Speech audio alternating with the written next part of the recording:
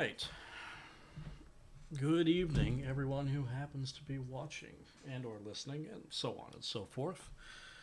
First off, please tell me if you can actually hear me because I changed my audio setup from last night. Last night was just my first time trying it, and I was using a headset microphone, but I didn't really like the way that my voice sounded. I didn't like it bumping into things when I was trying to get underneath the painting lamp, so I switched instead to one of the Shure microphones I just had laying around somewhere. More cables, bit of a pain in the ass, but there we go. So if you hear any artifacting or if you hear just random pops and things like that, like I don't know how this is going to react if I accidentally kick the cable or something like that. So please just let me know, give me feedback, so on and so forth. Yeah, Shure SM58. I've had that for quite a long time. Yeah, no, I was trying to get a sort of smooth jazz sort of thing going because the whole purpose of these painting sessions that I'm going to be trying to do every so often is I wanted to, yeah, industry standard for a reason. But yeah, I wanted to do something that was a little more sedate, a little bit easier to just have on in the background. I'm West Coast and a night owl, and so I know that for a lot of people this is going to wind up starting at like midnight and going into 3 in the morning. So I figured I'd set the tone. I did talk about, I did decide at some point last night that when I get a chance, I'll sit down and put together a playlist of royalty-free music to have on the background in a similar vein.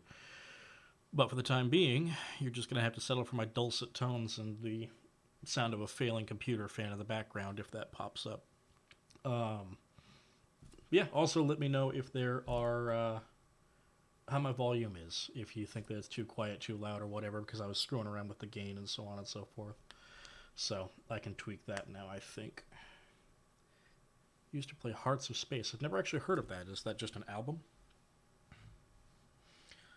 Also, by the way, to actually get it out of the way, I keep forgetting that that's actually a common thing. Introductions. I am the Coffee Baron. My username is yippee but both of them have kind of stuck. Call me what you will. Or Ishmael. Nah, just what you will. But, yeah, I do painting. I do miniature painting and a handful of other things, but the whole point of what I'm doing is miniature painting at the time and providing sort of a nightcap for anybody else who happens to be up at the hour. Let's see. Let me get the camera actually set correctly for being able to see what I paint.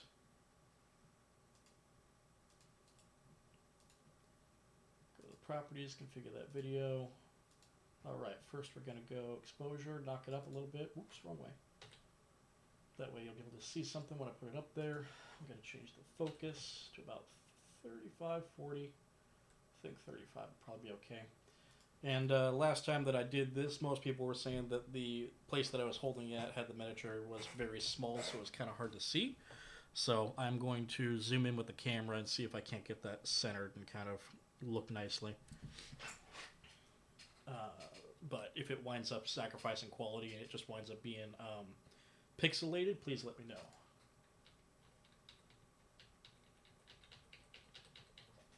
Because I don't think you really need to see everything else on my desk. It's just kind of a nice background. But this is where I'm probably going to be holding it, so I'd say that's probably about an appropriate distance. I'm going to kick the exposure up one more tick. There.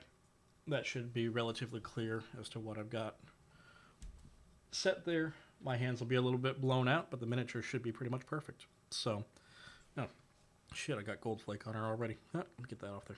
Get out of there. Okay, I'll deal with that later. All right. Let me check the chat also.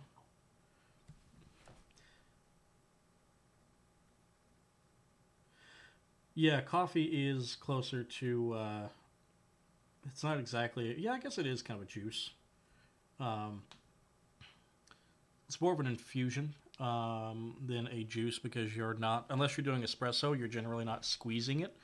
So you're not actually you're not actually juicing it in that way, but you are diffusing it to get the, all of the solids and oils out of it, and that's what makes coffee, like the liquid. So It would be closer, I think, to a tea infusion in most cases. But yes, when you get into doing things like espresso or some percolation has some measure of pressurization added to it, and those things you could consider it something between an infusion and a juice. But yeah, kind of like a compote.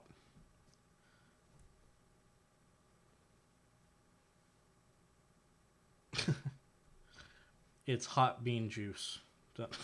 Don't think too don't think too hard about it. It's a liquid. Although we do have a somewhere we have an alignment chart within the BPL concerning what is or isn't soup. Um, and I don't know if I think coffee is on there somewhere. Coffee can be life. Coffee to me is love more than life. Water is life. What was the phrase? In vino verita, in agua vida, in capulus amore.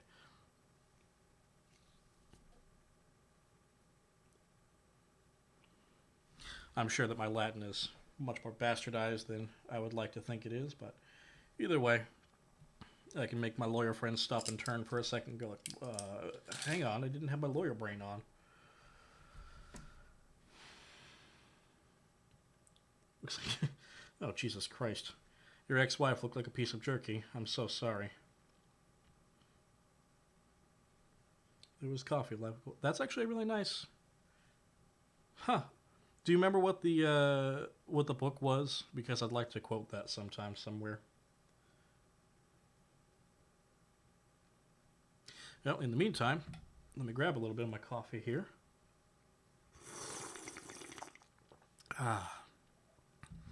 Just a small amount, and snag a little bit of the nightcap.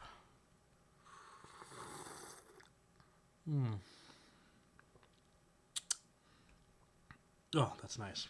A little bit of sake just to cap the evening off. I do absolutely heartily recommend, if you have the time and the inclination, that everybody grab some form of nightcap. It does not have to be alcohol. It does not even have to be a drink for that matter. I would welcome you to snag a little bit of chocolate or a nice cracker or something similar. Or if you have it on hand, some chai or some tea. There's not going to be a whole lot of excitement going on right now, and if I can help myself, I will not bitch about Games Workshop this time around, at least for more than a few seconds. Let's put it this way. If anybody wants to bring it up, you can ask me one question about Games Workshop out of the whole chat, and I will answer it, but I will spend no more than 5 minutes on it. That's all I'm going to allow myself this time around. Come on. Oh, it's from Good Omens. I still haven't read Good Omens. I read my way through the entirety of the Discworld series, with the exception of I haven't read the Shepherd's Crown yet, because it became a very close and personal thing for one of my partners and I, her name's Tiffany. I got her a book very early on, one of the Tiffany Aching books, and it was eerie to her how much, but also like heartwarming, that I had noticed how many similarities there had been within like the Tiffany Aching story in her own life. So I told myself that once I finished and got to that final Tiffany Aching book, that I would not read it until she and I could both buy copies of it and read it together, instead of me going through it with an audiobook like I normally do. And so I have paused on the Terry Pratchett and haven't gotten to Good Omens yet.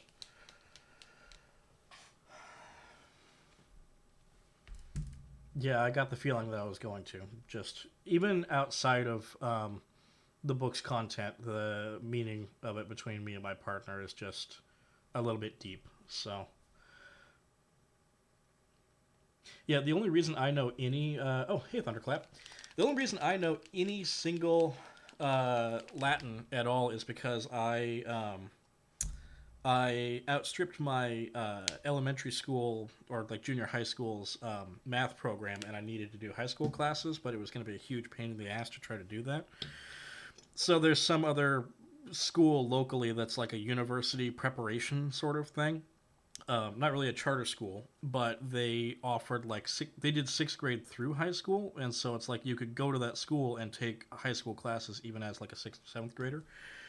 It was kind of a it was kind of a screwy place. But one thing that they did do, which I actually do approve of, is everybody who's a first year student, um, regardless of what your year is required to take a prep Latin class where all you do is it's basically just like an extended vocabulary and grammar class, but only focusing on Latin and Greek roots. So you basically you learn the building blocks of all the Romance languages. So I get a little bit of Latin. I never actually took Latin afterwards, but it's really really neat because now I can if I have it written in front of me, I can take Italian or Spanish or French, even though I only took a little bit of Spanish, and I can kind of break it down and figure out at least the gist of what it's supposed to say.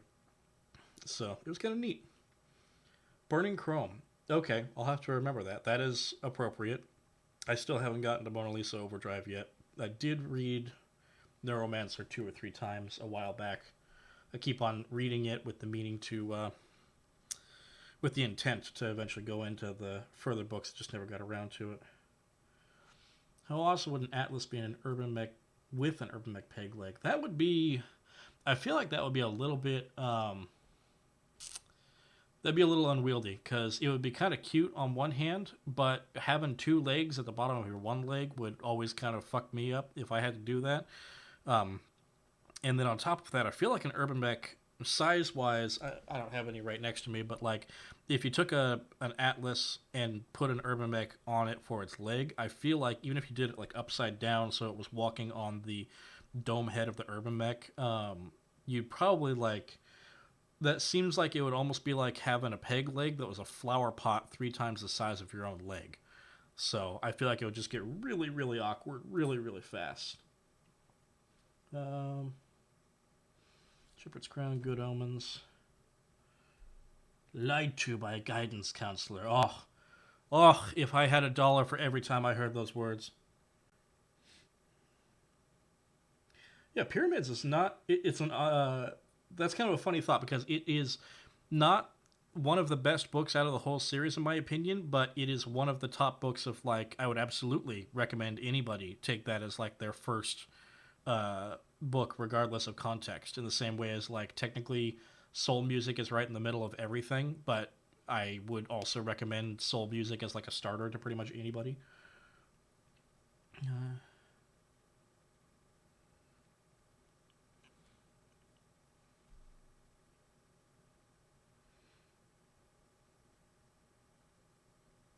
A longbow firing Urbies from its missile pods. Yeah, that's just going to wind up being that's basically going to just wind up being the Angry Marines meme all over again. Where what was the Whirlwind or something like that? Some Rhino artillery, MLRS sort of thing fired, instead of missiles, it just fired Marines with missile launchers. Or with power metal chairs and power sacks or doorknobs. Small Gods also was an excellent one-shot, yeah.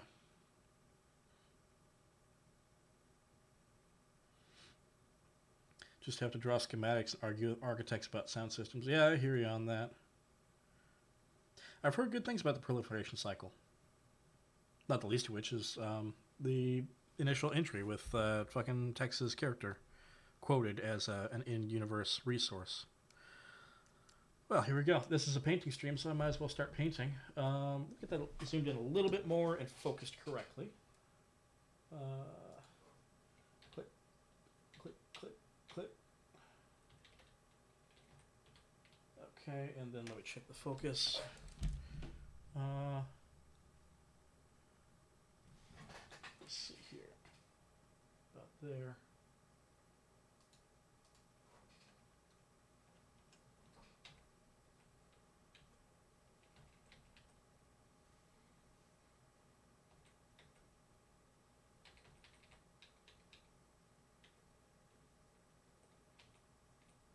Okay, I think that's probably about good for where I'm going to be holding it at. So, here we go. Getting back into the painting again. Angry Undead Santa Claus. You know, I actually have seen there is a There is a game, a war game, that's a Christmas war game explicitly made to be played within, like, you know, those little Christmas village sets that everybody's grandma has. It's meant to be played with those as the terrain. I can't remember what it's called. I think it's like Terror in Tinseltown or something similar. I could be wrong. But yeah, they have like a vampire hunter Santa with a giant axe and whatnot. No, this is just a butcher. Like I was talking about last night, these are from the. This is part of the undead set from one of Heresy Labs Kickstarters that they ran for. Basically, it's Mordheim miniatures intended to be used for Mordheim. I think they call it the Citizens of the Old World Kickstarter. So the undead warband out of that is it's neat because they previously had a Kickstarter for just citizens, just other like random NPC style sort of characters, like, you know, the town crier, the barmaid, there was a bar wench, there was like a grave digger sort of dude, and then this one was the butcher. They actually had just like a butcher, and so when they made the newest Kickstarter, the with Witchfire and Sword one, the all the zombies in the undead were actually just zombified versions of the existing civilians and citizens, which I thought was a neat concept. So, let's see. That goes all the way up there. This is not working well because I did not clean off this dry brush very good last time. So let me fix that and use something else. I keep up with the chat also.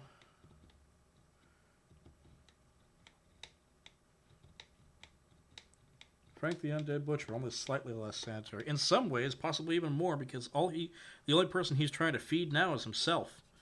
So, slightly more sanitary, but no less lethal. This is Mordheim we're talking about, so let's see if we can get this dried out pretty much completely, and then I can use it as a dry brush again without having to wait for it to dry. Come on. And I'll actually, in the meantime, I will, you know what, I'll just do it like this. Do that, swing it over there, and put that to where it's kind of sitting over the candle flame. Don't do this at home, kids. But that might help it dry out a little bit quicker. And then in the meantime, I will pop over to the girl I'd already been working on. The old undead lady, the crazy old cat lady who is now being consumed by her own cats. Sad fate, but, you know, shit happens. It's Mordheim, man. That's Mordheim, baby. Main thing I still needed to do on her was painting her cats. Well, painting one of her cats specifically, so at least as far as getting all of the base coats on it done. So the one that's down on her, underneath of her robes, taking a chunk out of her, chewing on her foot, I'm going to make that look a little bit calico-ish. So I've got a kind of pinkish orange, like peach color. Here's the white flesh. The highlight skin might do it. It's less saturated than the Titan Buff, so that should be fine. Just gonna do some splotches and things. Oh gosh. Shake it, babe. all the things you'd think you might quote while painting miniatures. Duke Nukem is not that high up there, but so many times when I'm in the middle of shaking all these fucking paint pots, suddenly that good old John St. John just pops into your head. Shake it, baby. Ah, God, it's greasy. That's the size 0. Perfect. So, a little bit of water. Savage Tales of Solomon Kane. No, so I am like, it's an interesting sort of thing to say. I am a huge fan of Solomon Kane, and I've consumed almost none of the media surrounding Solomon Kane. None of the comic books or anything. I did watch most of the Solomon Kane movie, but the like I never really conceptually from everything that I've seen about it, I'm just like, that is really fucking cool. I'd like to get more into that, and I just haven't gotten around to it. Okay, let's see. Gray Calico Cat. Images. Show me the kitties, please. Okay, that didn't come out right. But, yes, they're just kind of do a little bit of the white on the nose area and down around the chest. I'll do a little pink nose when I get to it, and then just some splotches elsewhere. So let's see how this goes on.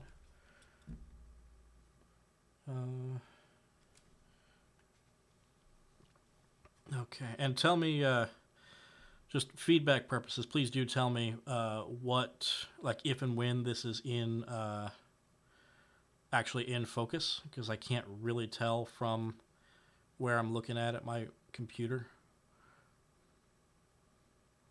I can kind of get the gist of it just to at least see that it's lit, but I can't tell if you can see anything that I'm doing actively. Or if you can see it, but it's just like very blurred or in focus, but slightly out of frame. Okay, I see what you're saying. Yeah, just gotta tilt it back a little bit.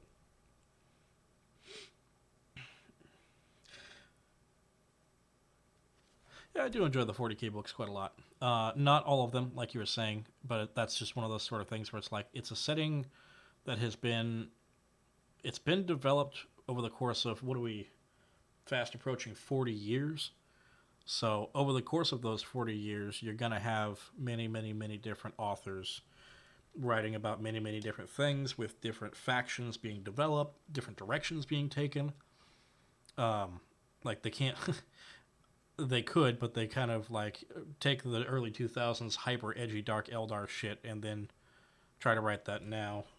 Not that it would be like a shitstorm or anything, but just like I don't think anybody wants to write it now, and it's not really fitting with the tone that they're going for in some cases.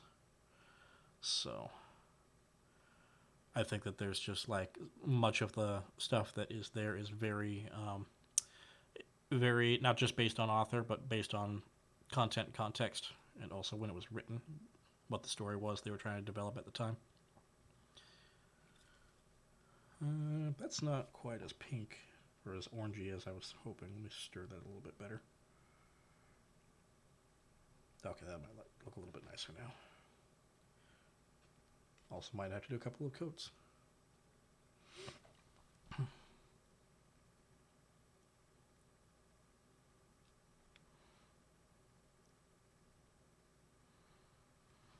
There's no particular way I'm really going about this with painting this cat. Calico cats, when you go look up their patterns, it's a very just kind of random, patchy. Some parts of them are going to be kind of pinkish or orange. Some parts of them are going to be a little bit white. Some parts of them are just going to be gray. So I'm just going to do that, and then like a little bit of the orange down here.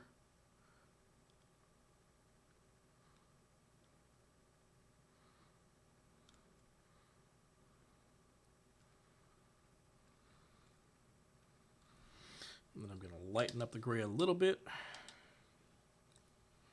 So I will do some London gray. I'll probably do it.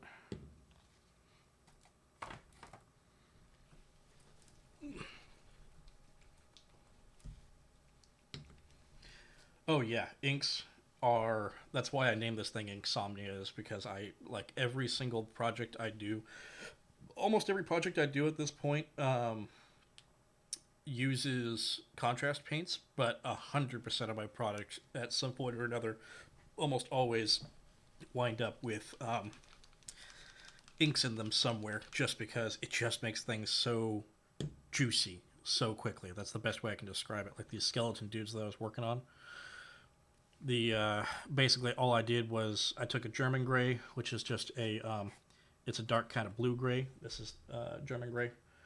I took that and coated all of his coat with that, and then dry brushed it with a slightly, like a little bit of gray, like lighter gray added to that, and then stitched in these texture patterns on it with bring him up a little bit, texture patterns with like some ivory color, and then is that going to be blowing him out a little bit?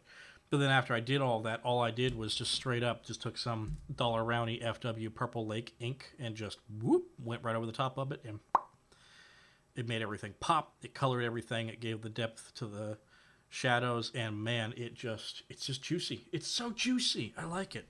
And not always, depending on the ink that you use, but almost all of them when used properly, are just, they can really knock up whatever you're currently working on to just like a one click higher of saturation just by doing a nice easy coat over the top of it.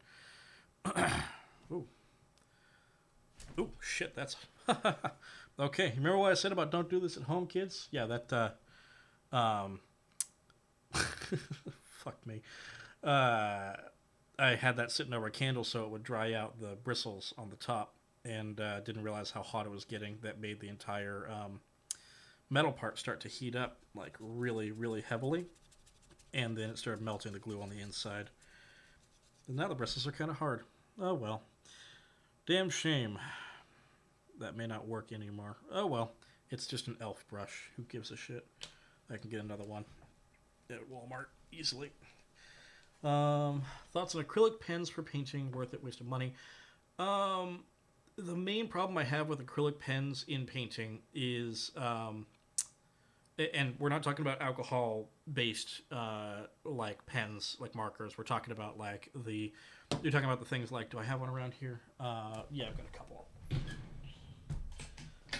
I assume you're talking about something, one of these sort of things. Like this one's a gold one, but like the ones where you shake it up like that and then you press down on it and it actually dispenses not just ink but like an actual paint onto it.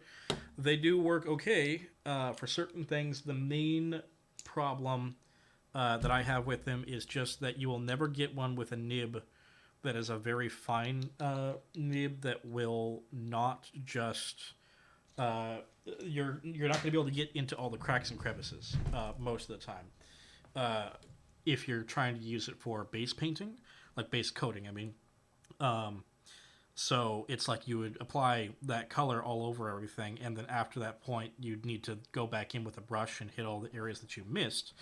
And if you're using pre-made paint pens, then that's a problem because you might not have the exact same color paint, or even if you do, it might apply differently, so it might have a slightly different tint to it, and so on and so forth.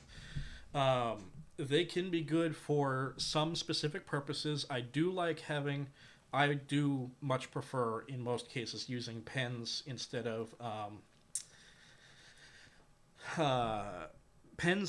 brushes. I prefer using for when I'm writing things, like when I'm going to do like a pin-up name sort of thing on the side of a Lehman Russ tank or something similar, or a plane or something like that.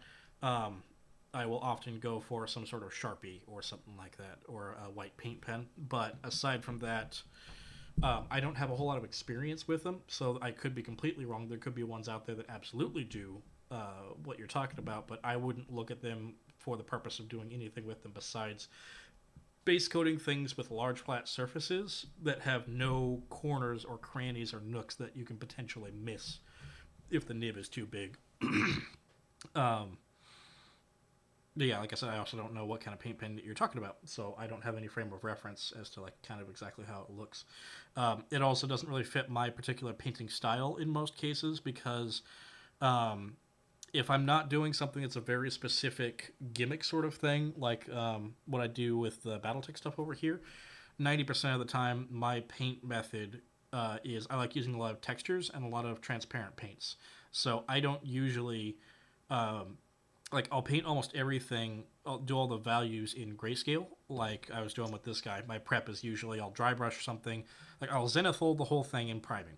Then I'll dry brush it with an off-white, and then transparent colors over that, and then use the brush to make a bunch of texture all over where I want it to, or highlight certain areas with another off-white, and then transparent paint over that again to bring it back in line, and then bing bang boom, you've got your highlighting, you've got your texture, and it comes out looking nice, which is exactly the sort of thing that I did on her skirt here. I don't know how well that will come through for you guys, but all of the little nicks and texture and things like that that I added to that was just me doing exactly that. Start with the zenithal gray, transparent paint, texture, transparent paint, and then either call it done or then from there layer on up to make it a little bit more complicated.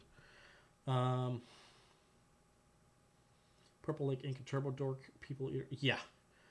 Oh yeah. Purple Lake Ink is one of my personal favorites. The only other one that I would say that I use almost as much, if not the same amount, is Payne's Gray, because it's just so very useful. 1 and 2 millimeter tips for your brother.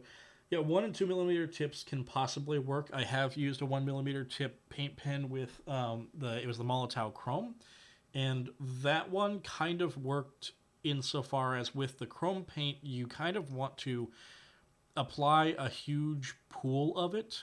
Like you're not painting it on, you're depositing it, and so you want a large amount of it in one area, and then after you've applied it, you stop and you don't touch it because it does a sort of self-leveling thing where it all merges together with itself. It levels out perfectly and creates kind of like a shell, and that's what gives it that hyper mirror reflective chrome effect.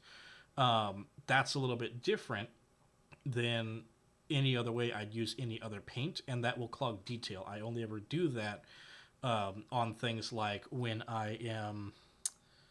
I only ever use that on my fucking. I'm drawing a blank on the name. Give me a second.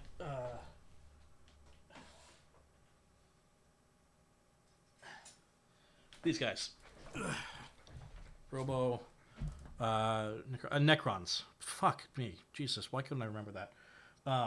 That's where I'll use that, like the Molotov Chrome is just on these guys, because 90% of the places where I'm applying it, it's all completely smooth surfaces with no cracks or crevices or anything. So if I add an extra shitload of paint on top of it, there's no detail for it to clog. But if I were doing that with a normal paint, I would not want to do that, and so I don't want to. I wouldn't want to go for it. Now, keep in mind what I said about the way that it behaves is specifically for using the Molotov liquid chrome paint. That probably won't behave the same way if you're talking about just general acrylic paint pens. I'm going to move my lamp a little bit closer to the mini, and so I'm going to turn the exposure back down a little bit because I think it'll blow it out a little bit too much. Control, exposure, boom. Okay, let's see where that sits now. Yeah, that's pretty much perfect. Okay, back to that. So, got a little bit of London Gray out here. I let it sit for a little bit so it would thin out just a tiny bit. It's not just straight out the bottle. So I'm going to take that and apply that to all of the areas on the cat that are grayish, because I wanted it to be a little bit lighter, because now I'm going to go back in here with now I will go back in here with a dark gray wash and apply it all over everything on this cat, or on the cat face. That way it will knock down the color on most of them, but also kind of tie it all together a little bit better, so that they don't look so starkly differentiated from one another. Just get a little bit more over there, and good. Nice, Johnny 5. Yeah, pretty much.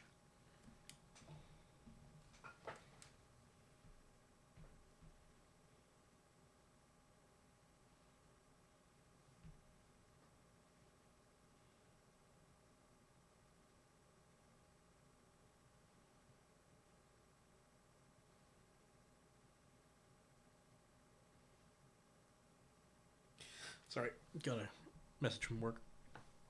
Okay, go back to the sake really quick. I feel a little bit too energetic. I needed to chill out, calm myself just a bit. Okay, so now, dark gray. Is this the dark gray? Yeah, it's hard now if it is. So. Yeah, you could probably do a conversion like that with I don't remember what they're actually called, Catafront Destroyers or something like that. I get the 30K stuff mixed up a whole lot, but there's a Mechanicum, whatever miniature that's the Destroyer dudes on treads. You could probably do a goofy conversion with that if you take like a Necron Destroyer, like one of the old school ones that is just like a normal Necron with a giant gun thing on the little floaty deal. Take that body and slap it on the tread set for whatever the tread tank robot things are from the Mechanicum, and boom, you got yourself a Johnny 5. Hello. How is that pronounced? Mazke? I'm not really sure.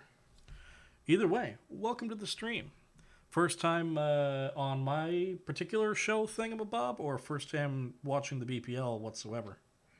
Is that the right stuff? I think that's the right stuff. Is this both the right stuff? It'll work.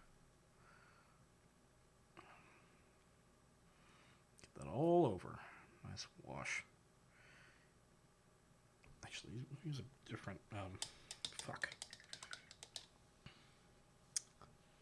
Get a different brush. What did I do with my Fugazi? There we go.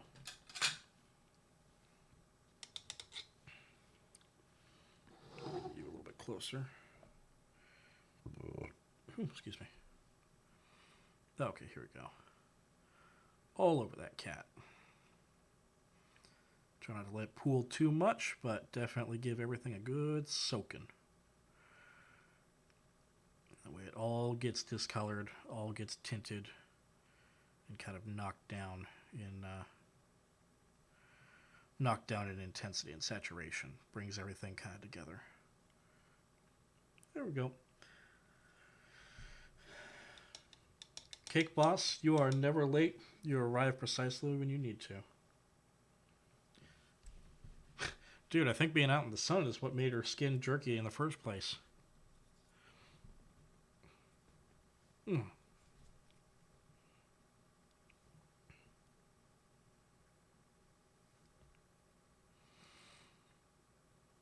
Okay, that can dry now. I'll let that sit. Let me see how much I fucked up this other brush when I let it cook over the fire for a little too long.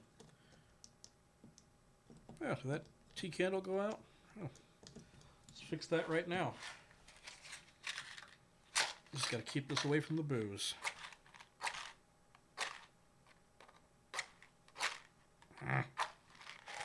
Come on.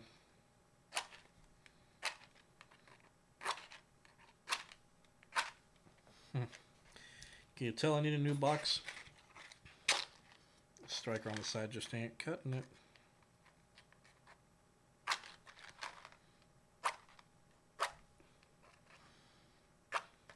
Ah, fuck it.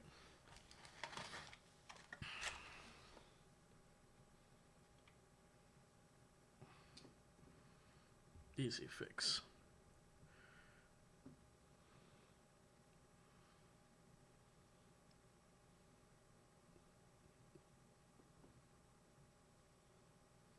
There we go.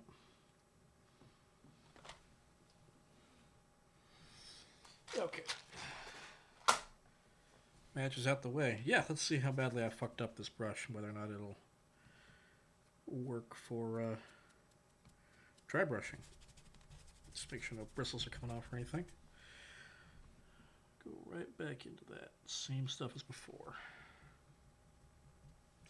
Hey, have a good night, Hittix. And same to you, Drift Pirate.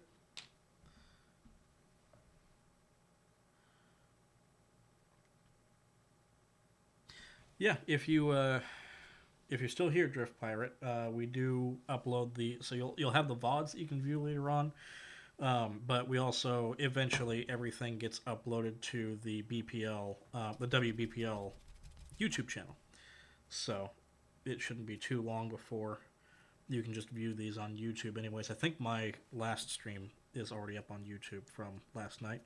So, anyways, you have a good rest of your evening.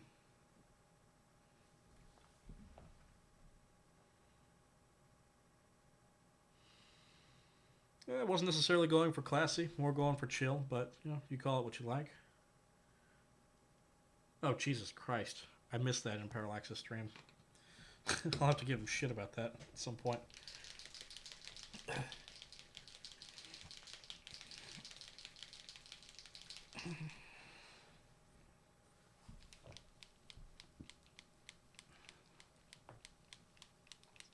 Matsuke. Okay, yeah. How long will it take the cats to eat the granny? Well, probably depends on how much they get spooked. She might just be shuffling around nice and easy, but as soon as something comes running out of the darkness or something like that, the cats might get freaked out and leave, or just go underneath her skirts and stop eating. Yeah, the streams. So, Miles K, next time that I stream, hopefully before that time, I'm gonna sit down and make a playlist of royalty-free music to play in the background. I have my OBS is set up to where it will play music for certain scenes that I have set, and so I have music set to play when I do the stream intro thing, the little standby dealio that we do when we're inevitable when we are going to soon be streaming, but we're not there yet. So that's what they're talking about. I had that going earlier on, but yes, hopefully next time that I stream, there will be some background music, and more than likely, most if not all of it will wind up being jazz. Depends on the time of day. Almost all of my streams, I would guess, are probably going to be late night stuff like this, or well, I mean, it's like late night for me and for any U.S. viewers, but for Europeans and so on and so forth, might be middle of the day. But if I stream during the middle of the day, I'd be much more likely to try to put together something that's loaded with hair metal or hair metal, hard rock, heavy metal, so on and so forth, just as a get pumped and paint sort of thing. But that would also be for kind of a different vibe of painting stream than what I'm going for right now. Right now, the term that I kind of want to have in my head. Oh, hydrate. Oh, don't mind if I do. There is some water, I assume, in sake, so shalanja. Ah, I'm just fucking with you here. Let me grab the hydro flask. Mm.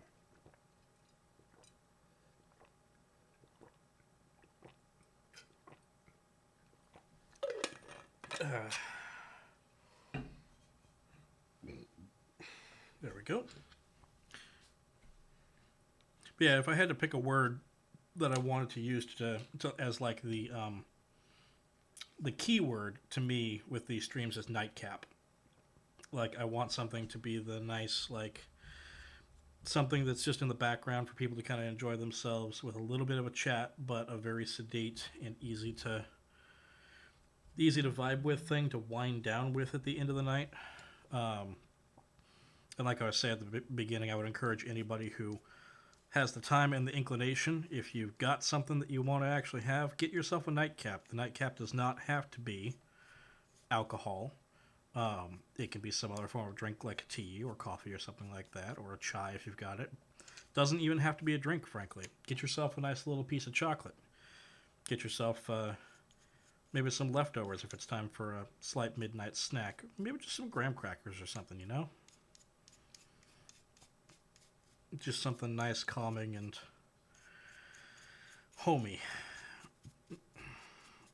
Just to bring yourself down. Lay down your burdens from the day. Okay, sorry. Big brush. Didn't want to have that in the way of the thing. He is now dry brushed. Not the best dry brush job I've ever done, but you know what? I'm going to run with it. A little more, actually, right here. Just to highlight the booty, because, my God, does this man have some cake. Look at that shit. Oh, Lord, he coming. All right. So first steps with him, I might as well just do a little bit of highlighting really quick before I do the exact same sort of thing that I did last night. Same technique for zombie skin, which is it's a tweak, essentially my own personal take on Vince Venturella's zombie speed painting method, which if you guys haven't checked him out before and you're into miniature painting, Vince Venturella, or Vincey V, is the man on YouTube. Yeah, knackered. I use that term quite often. It's very apt, very apropos. Yeah, Vince Venturella. If you go check him out on YouTube, he's got a series called Hobby Cheating. Hundreds of videos in it. All of them are very thorough explanations of a miniature painting concept. Recently, he's been doing more kind of abstract or building block sort of things like exploring colors, where one episode is just 20 minutes of him talking about magenta, 20 minutes of him talking about green, and so on and so forth. But most of his stuff is like a topic that is something that would be useful to many people in miniature painting, whether that's things like how to use certain tools, how best to use certain kinds of paints and things like that. Um, Concepts of techniques like a whole guide on glazing, a whole guide on non-metallic metal steel, non-metallic metal gold, non-metallic metal bronze, painting true metallic metals as if they were non-metallic metal, as well as quite a few videos on effects or like material or effect sort of things, where it's like how to paint, how to model and paint like poison or other gooey dropping things coming off of a blade, or how to paint like a sewer, how to paint sewer bases with a glow, or how to paint. I think he had one on how to do like the little globes that globadiers from Skaven have, like how to paint like an interior liquid sort of thing on something that's just a circle. But anyways, check the chat out. Cake Boss, you may not be affiliated with that ass, but you are the boss of that ass.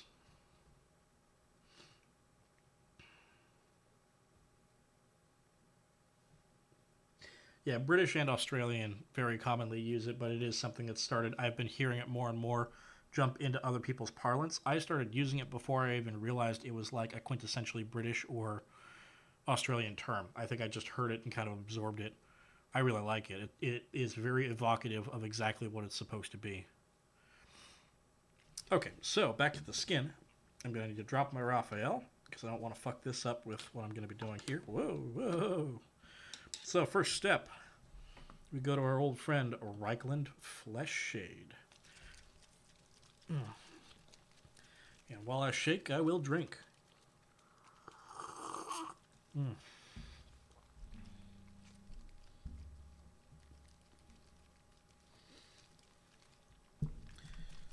Okay, let me just answer one more message here really quick.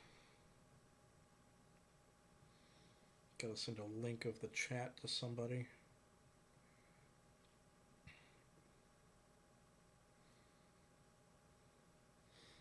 Just 1 second. Oh, I didn't even... honestly, I didn't even notice that Pratchett used it a whole lot in his work. Very appropriate. Where does it pop up mostly? Is that something that... is that mostly something from the Guards novels, or is that more a thing in the Wizards?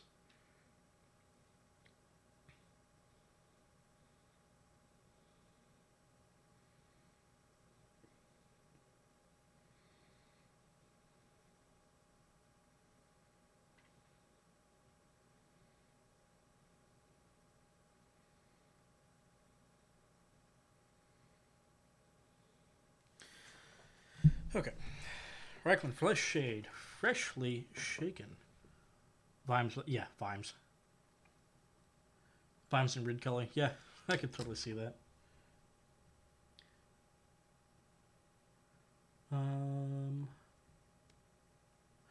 Missed the name of who you were talking about to do Twitch jank. Not sure what you mean by that.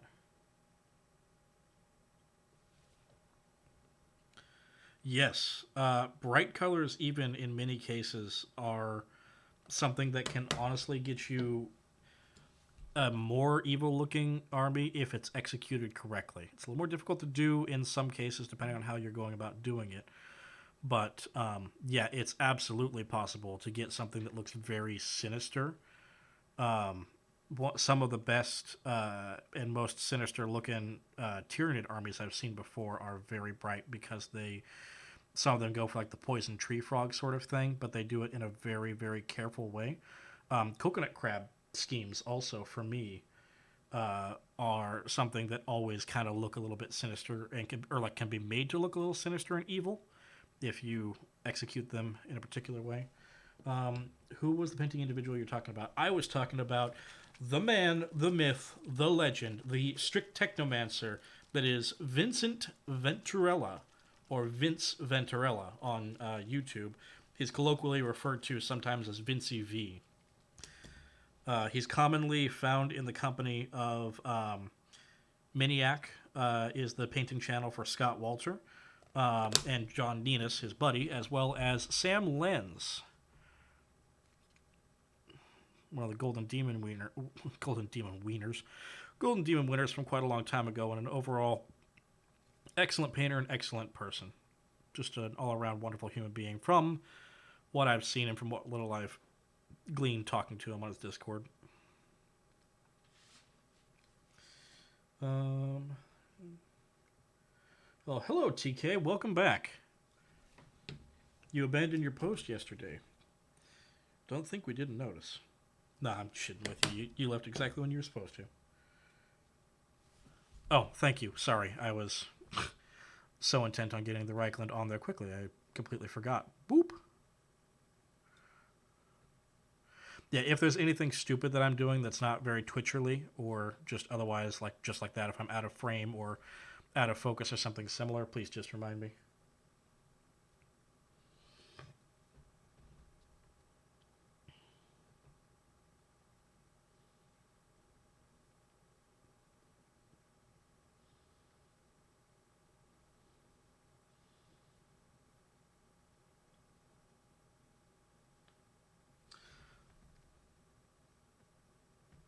Yeah, getting just a Marauder and an Urban Mech is totally viable. Not necessarily as like, that's one of the sort of things you don't. If you get into miniatures at all, you don't have to get into miniatures. You don't have to start getting some miniatures. Does not imply you also need to have an army. You don't have to get an entire army or battalion or force. It's totally fine just to get a little bit and enjoy yourself with that. So just having an Urban Mech and a Marauder, that's one of those sort of things where if you've got friends that play, generally, if they're worth their salt, this is kind of this is not something that's really actually truly appropriate to say, but it's like it gets the sentiment across. Is if they're worth their salt, they will accommodate you. They'll find a way to make games work for you. You can do nothing but Solaris games if you wanted to, or nothing but just one-on-one duels if you felt like it. You could do an Urby Derby if you and all of your friends have Urban Mechs. You can do just just slap fights with each other just for funsies. But like Urban Mech races in a Solaris setting would be absolutely hilarious and very, very fun. Yeah, the Urban Mechs sound like gangbusters currently, but that's just a temporary thing. There will come a time when everybody who wants an Urban Mech that didn't get one during the clan invasion is going to have one. And eventually production is going to catch up with demand once again. It's just going to take a while. So give it time, and you'll be able to get them anywhere. And also, you can totally just get them 3D printed if you've got a buddy somewhere nearby. Yeah, have you never heard the phrase Urby Derby? Like, you can do it either as a normal race, or you can do it as like a destruction derby sort of thing, with nothing but Urban Mechs.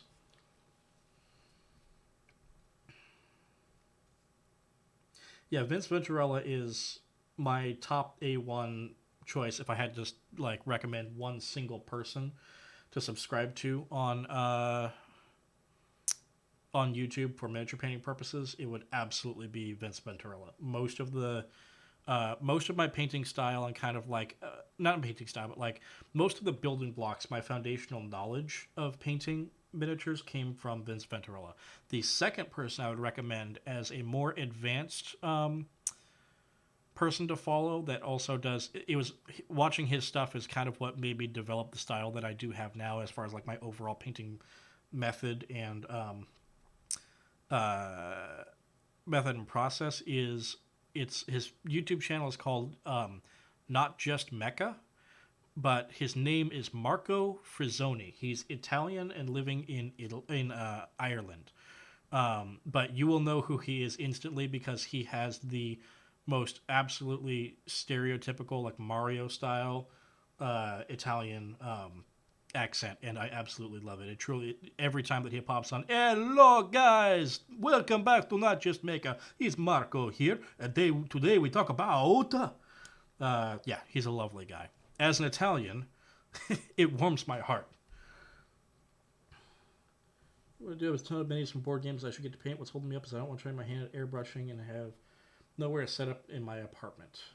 Yeah, I get that. I actually, for the better part of about 5 years, I had a portable airbrushing kit, and I would exclusively airbrush outside, either like out in my garage or just like I was living in I was working on the coast and living in an RV for a while, and there was just an area outside the RV that was next to a chain link fence where there was really nothing around except for some grass and a tree off to the side. So I went and got like a 4 foot by 2 foot flip out, like fold out table from Costco for like 30 something dollars, and then a painting drop cloth, like the canvas drop cloths that you see painters use from Ace Hardware.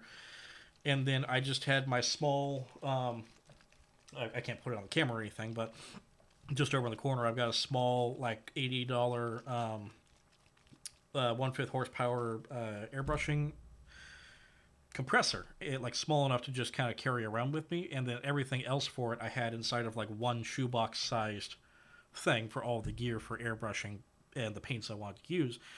And so all I would do is just grab an extension cord, like a 30-foot extension cord, and plug it into power either inside the RV or a ways out there, and just drag it out, pop out the table, put my compressor up on the table, connect the compressor to the extension cord, and then everything else I would just built up around that.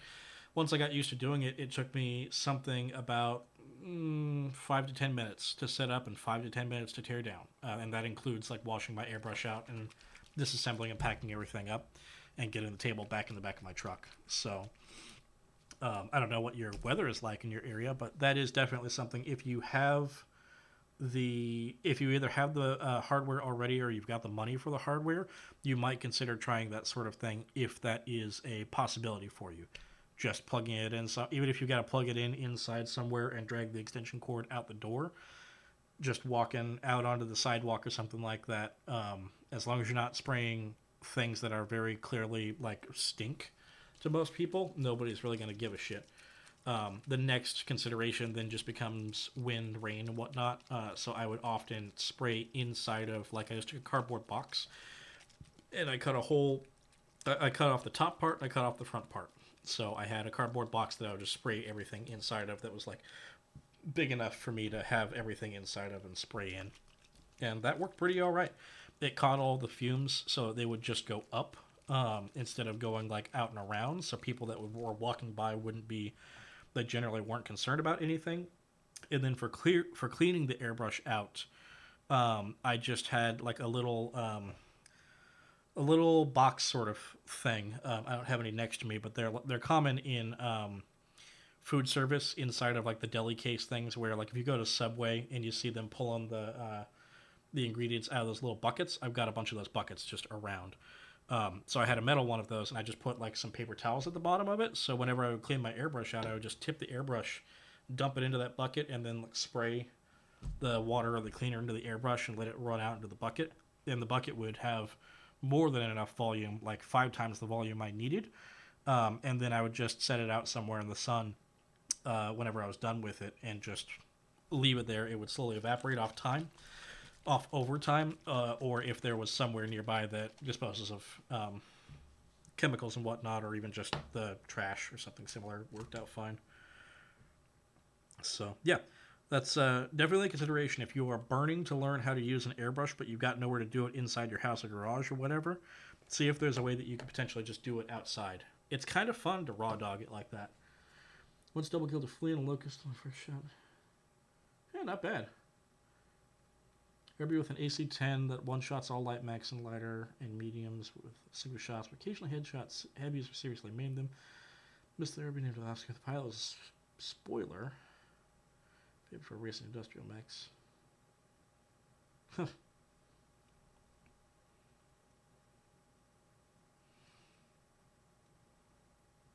Nice. Okay, so I did the full set of the.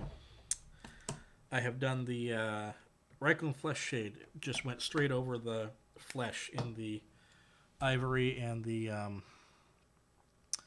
ivory and gray. So it turned out kind of looking like, flesh. Nice and warm, nice and full of blood and lively. That's not what you want with zombies. So, like I said last night, taking Vince Venturilla's advice, the way that I now have started killing my flesh to make it undead, at least in the form of zombies, is this right here. Taking some Athonian camo shade or some similar desaturated green wash and applying that over it. It's not going to turn the whole thing green, but it's going to tint it all and kind of desaturate that the warmth that's in there and turn it from a kind of reddish pinkish brown into something that's a lot more kind of leathery, that's kind of the money shot of this technique, and the reason why you can look at that other zombie lady and just be like, oh, she's seen better days. This is how you make something look like a piece of jerky, outside of the texture that they may already have on the model. Okay. That's all looking good there.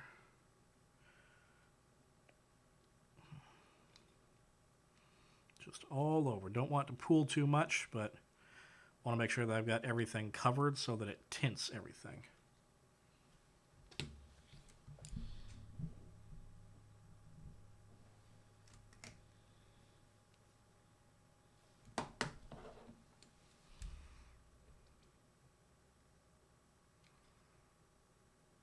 Now we go into the face, do the exact same thing.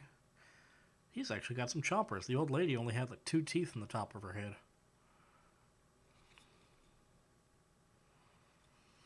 Gotta hit them ears. Can't leave the ears out. And a little more on the brow. Yep, that's it. That's good. So, now we leave that to dry. Next up, probably going to do the base coating on... Probably on the...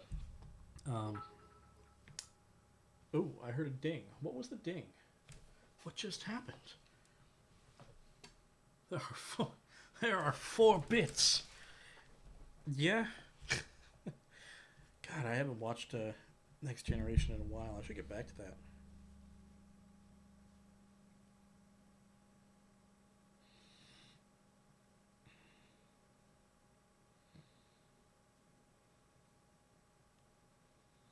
Okay. So, yeah, guts. I'm going to do a little more experimenting with this. I did a little bit of it last night, but I didn't really... Oh, Sweden. Oh, yeah. Yeah, I don't know how much it might cost you, but they actually do make... I'm sure it would be cheaper to make it yourself, but you can totally get pre-made airbrush booths that come with filters that you can change out when you need to. So I went and got one because I started thinking about trying to build one myself, and then I realized I would only be, at least here, it's like I would have only been saving something to the tune of like $20. And I would have been winding up with just a fucking cardboard box with a fan strapped to it. And it would take me long enough to get everything put together and whatnot that I realized if I were paying myself hourly for it, it's like I would be paying out twice the amount of what I would pay if I just actually bought the damn thing. One of the pre-made ones that's actually kind of nice. So I just went with the pre-made one instead. Let's not put you right next to the candle. Let's put you over there. All right. So I haven't screwed around with this a whole lot yet, but I'm toying with the Army Painter Speed Paints. That was the Alchemy, right? Yeah, Purple Alchemy. I think this is supposed to be their answer to Magos Purple, but with a lot more saturation and coverage. But what just happened? 100 bits? Oh, yeah. I'm new to this whole Twitch thing, can't you tell? Okay, yeah, this looks pretty much perfect. I tried this a little bit yesterday on the brain of the old lady, but I couldn't. It was a very small area, so I couldn't really tell what was going on with it. But this is, at least for just like an initial base coat sort of thing, this is lovely for all those guts spilling out of the inside like that. Well, you try to enjoy your day at work, my friend. Like I said, at least try, even if you can't manage to make it happen. The effort sometimes is what really counts, and even just doing your best to make it happen can make it better than it otherwise would be. Yeah, Eldonius, man. I some of the stuff that I've seen, especially from Shimmering Sword, I've always kind of been back and forth on as far as like the like the concept art and whatnot. But Eldonius is just like he's the first person doing BattleTech art that I've just kind of been like across the board. I really, really dig his designs. And I wanted TRN1. By trigger action, do you mean the ones where it's actually like underneath that you pull it like this instead of doing the double action on top, or does it do both? Thank you for those bits, by the way, Sasquatch. I don't really know what those actually wind up doing. I think that they're supposed to be money. I'm not here for the money. I'm just here to chill out for a while. So the WBPO will allocate those funds as they see fit. And as far as I'm aware, they've been predominantly just kind of allocating it to where it needs to go insofar as getting people who are commonly streaming the hardware that they should have, essentially, or like that would just to improve the overall quality of everything. Due to being a trigger action. So why do you want a trigger action as opposed to a the double trigger with the little bit on top? Just out of curiosity. Do you actually have like arthritis or something like that where you can't stay on the trigger up top all that often? The double action ones have always been my personal favorite just because it is very useful for a handful of specific techniques. But it just generally, it feels like it at least has more control than the more control than what you have with the trigger action. But I don't really know if that's true because I assume that the trigger action, when you pull on it, it just completely opens the air valve, and then the further you pull it back, the more it pulls the needle back. So the larger the cone gets. If that's the case, then that's fine. It is double action also? Okay, yeah, then you're fine. That's just the main concern. I have had some friends that have been like, oh, I'm probably only going to use it for base coating, so I'm just going to get one of the ones that's like the paint gun where you just pull the trigger and it just turns on. But the double action, at least being able to control the amount of paint added into it and the cone that you have is very important. And even if you don't think that you'll use that in the beginning, you'll almost certainly wind up using that at some point later on. So the trigger can still possibly be useful if it's got the gun trigger on the bottom, but like I said, as long as it's still got the double action function, that's just the main thing that I would usually say you definitely should want to have. Okay, so where do I go from here? I think I start doing, look at my list here. Now that I've done the Athonian Camo Shade. Oh, we're at the Magos Purple on the hands and joints, followed by a tiny bit of Caribou Crimson in certain areas. So, Magos Purple. So yeah, that Purple Alchemy does have the color of the Magos Purple, but it is way, way more opaque and saturated than the Magos Purple is, and that is not what I want out of the Magos Purple in this step. So, I'm going to grab that Magos Purple and actually use it here. Got to give that a good shake. So many biddies.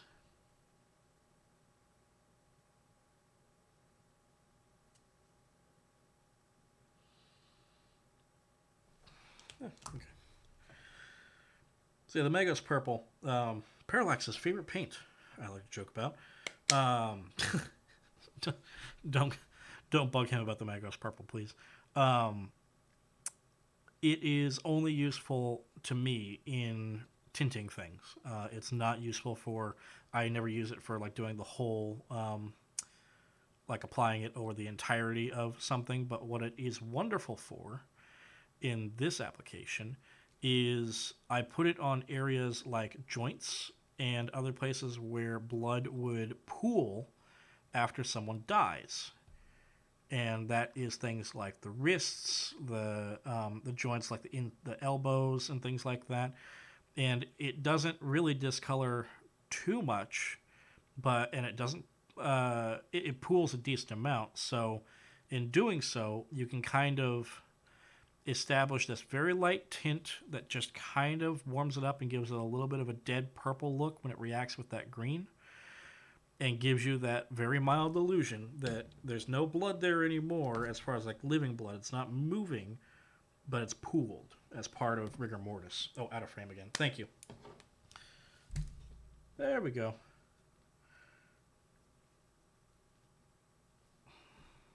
So, predominantly I do this all over the hands, and then the wrists and the elbow joints, like I was mentioning. And then I also go into the face, and this guy has an exposed foot. So, I'm going to do the exposed foot as well. Just a second. Let me get a little bit down into that there, and the inside of his elbow. So then the foot. Oh, I forgot about the foot. I have to do all the steps. Flesh shade. Yeah, that's a good way to put it. Long forgotten, wistful memories of a color. It's like the is it LaCroix? Yeah, it's LaCroix, right? The fucking shy watermelon or hint of lemon. It's like the LaCroix of paint, but sometimes LaCroix is just what you actually need, or it's all you can have. But yeah, it absolutely does not work in the quote-unquote intended, or if not intended, the advertised usage of contrast paints, where you slap it on as a base coat and wash all together. Mm-mm. Sex in a canoe. That's an even better way to put it. Yeah. A little bit hard to deal with. Kind of awkward in most cases if you do it the way that you normally do in every other place. A little slippery. Feels a little dangerous sometimes because you think that you might accidentally just ruin something by flipping the canoe over. But when executed properly, you'll have a good, lasting memory. And fucking close to water, that too.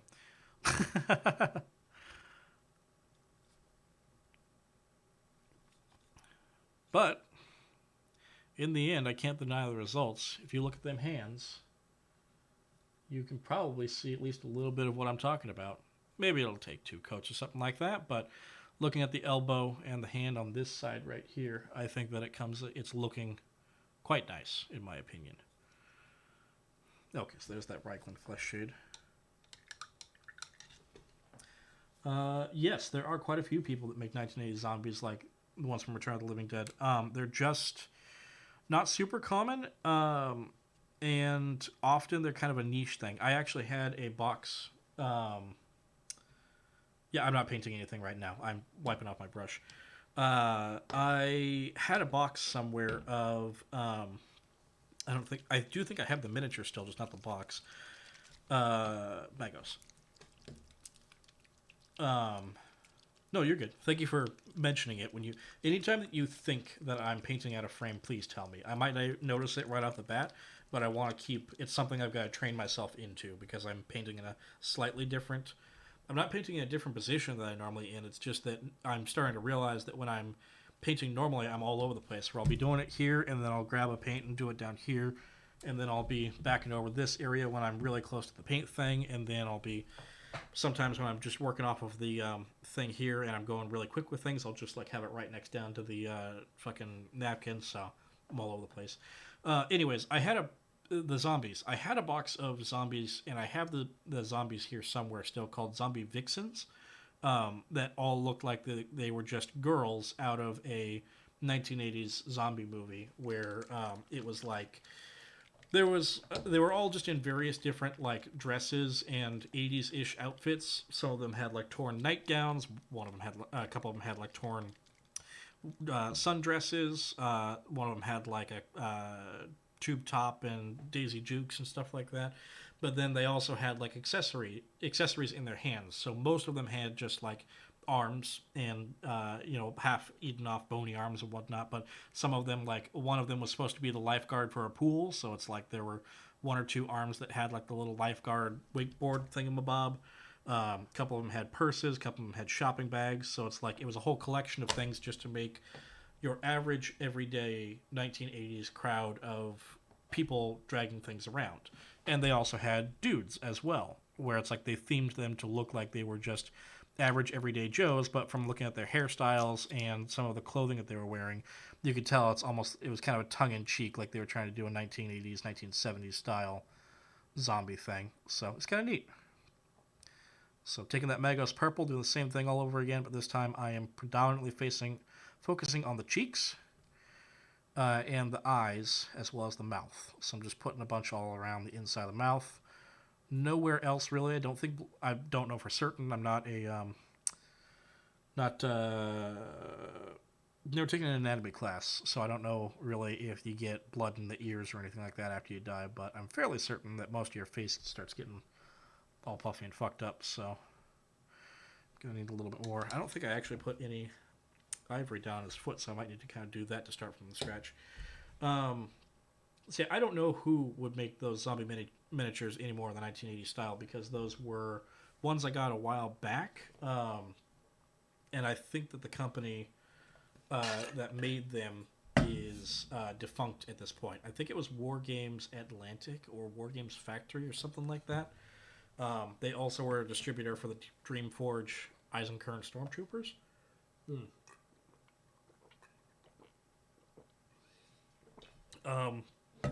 Yeah, I feel like if you look around at a couple of different miniature war game companies, you might find there's got to be something out there. I think I've seen some somewhere. Like, I know there's a Walking Dead zombie game, so if you wanted normal, everyday, modern zombies, like in modern clothes, you can get them from there. And then there might be an expansion specifically for a 1980s style sort of thing for Zombicide. So I would recommend looking at that as well. War Games Factory, yeah.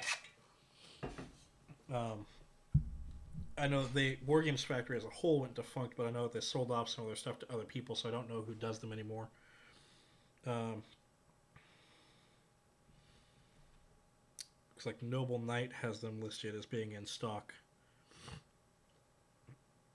From their product line is Dark Future.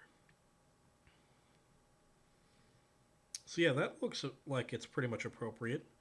If you go into Noble Knight Games and you look at the War Games Factory Dark Future, there is a zombie horde box. And it looks like it has how many people? 30 figures on 5 sprues that each contain one Dr. Zed, one fat guy torso, one bare-chested surfer dude torso, one rotted shirt torso, a suit torso, a button-down shirt torso, drawstring short legs, rotted long pant legs, suit pants, mailman shorts, and cargo pants. 4 sleeve right arms, 4 bare right arms, and 9 heads. 28 unique parts per sprue, 936 unique combinations. And yeah, when I look at them, the miniatures that they produce look like something straight out of a George Romero movie. So there you go.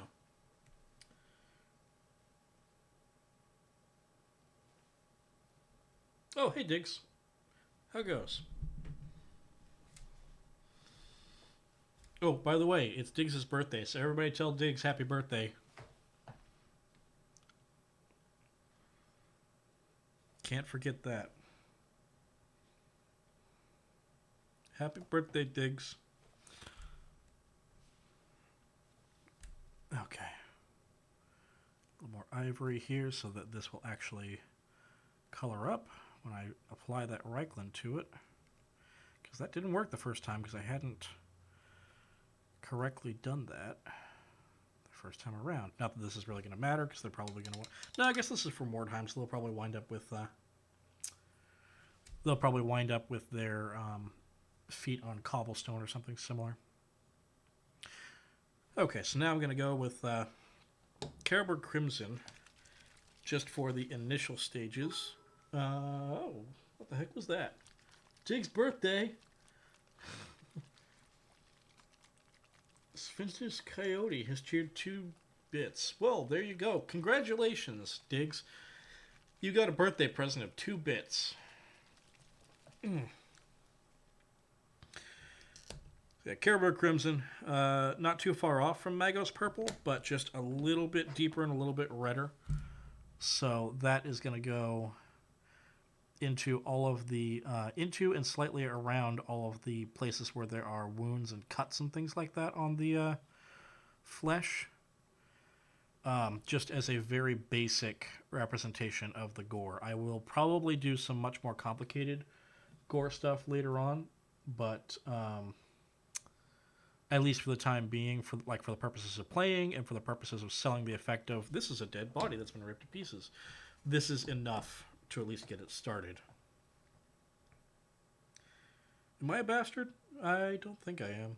I know that you are, apparently, but that just made me start thinking, no, my parents are married, I think. At least as far as I'm aware.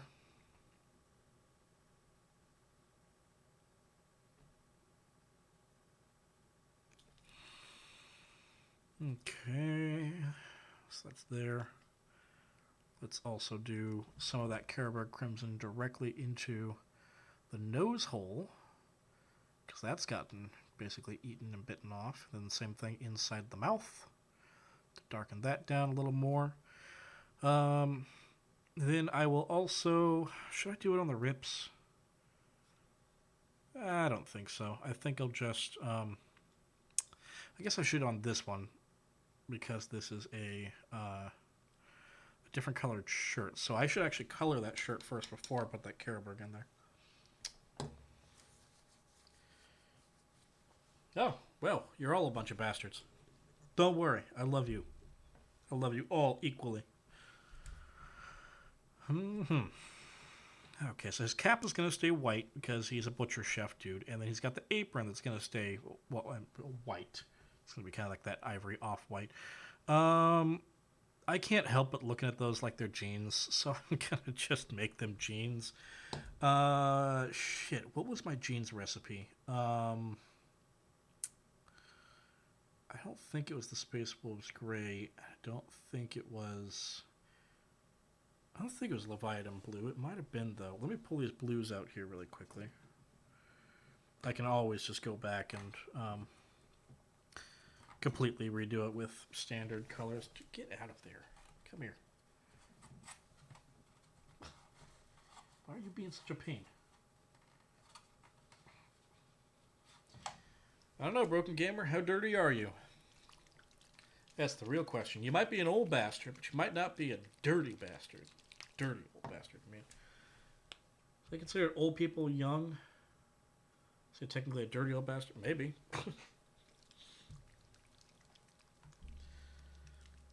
Okay. Shake the ever-loving shit out of this, because it's contrast paint, and that's necessary.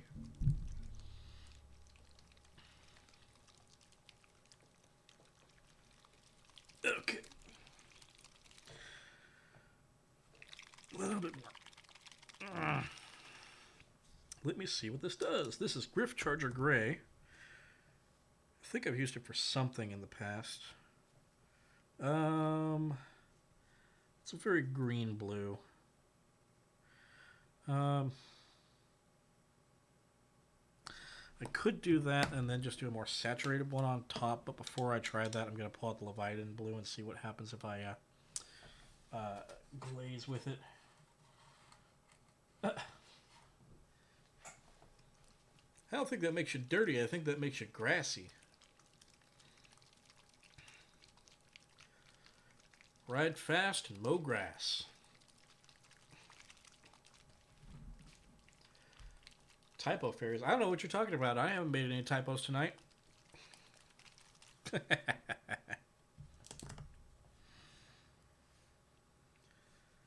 Vitamin blue. God, that is so blue, though.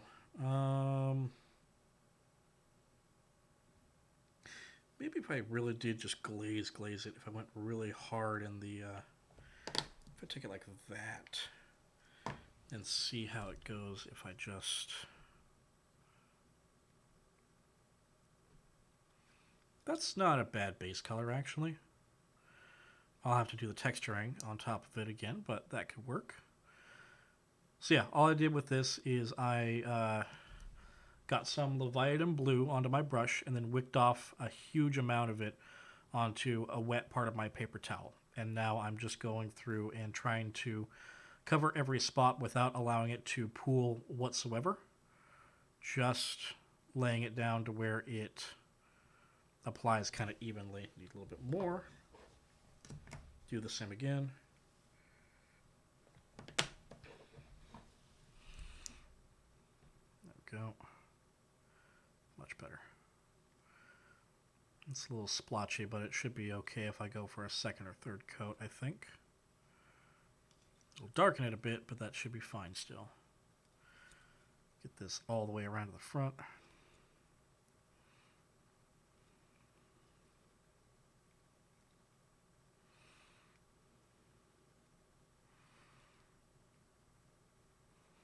If anybody is that kind of person, that was probably out of frame. Sorry about that.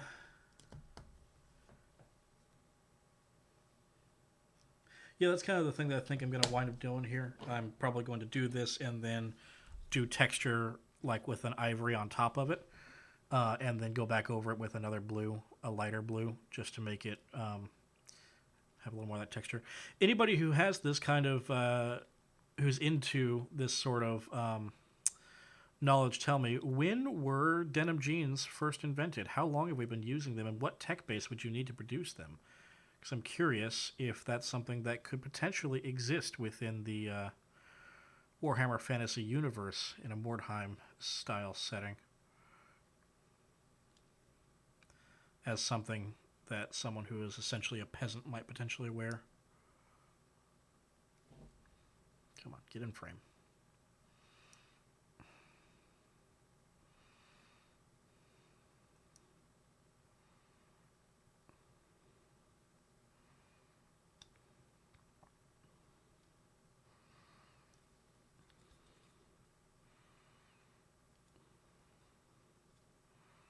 Yeah, this is killing all of the pre-texturing that I did for the most part, but that's okay. I'm just going to go back and do it all over again. So, it'll come out just fine. 1850s, 1860s.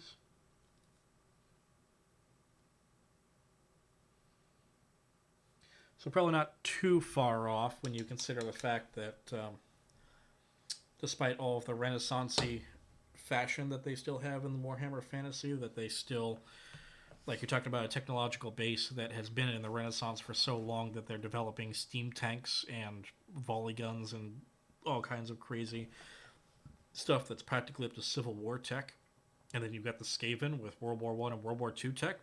So someone out there probably produces denim. Probably Hawkland. I could see Hawkland producing it. Okay, so now his shirt, his normal shirt that he's got all... oh gosh. Oh, I want to do plaid, but I don't know if I can pull that off. I'd have to watch some painting tutorials, I think, on it. I'll have to think on that.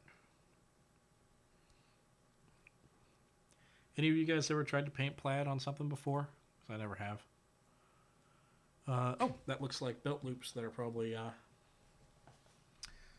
belt loops that are probably the same color as the pants. So I am going to paint his belt really quick, and then I will do the loops on top of that so I don't go too far with that. Whoops, come here.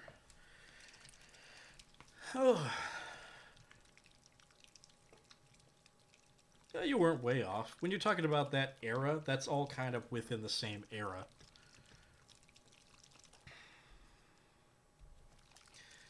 Going into my personal favorite color for the purposes of creating leather. That is Fire Slayer Flesh. Don't know what it is or exactly why, but if you put a couple of coats on this on something, just kind of glazing it on, where you've added some ivory color, after a few coats it starts to look like a nice rich orange leather. But it doesn't really work if you do it directly over white. It has to be kind of like a gray color with ivory texture added to it. So, there's coat number 1. Like I said, I'll have to do a couple of them. 3 or 4 maybe.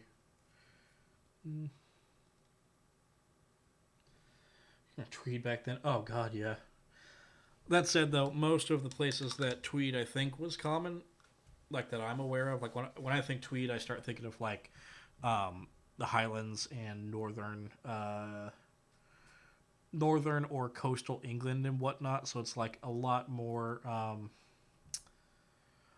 places where even when it's hot during summertime, yeah, I mean, I know it's still humid and being a wet heat is just that much worse, but like a lot of those places during that time, you would only be wearing tweed, I think, for the most part in like winter and springtime and maybe late fall. So um, it probably wouldn't be too bad when you're talking about not having indoor heating besides fires and things like that. When you didn't have central heating like we have today, walking around all over the place, trudging through snow and whatnot. All of the whole Dickinsonian London is all rooted in the fact that that was kind of what London used to be like. So,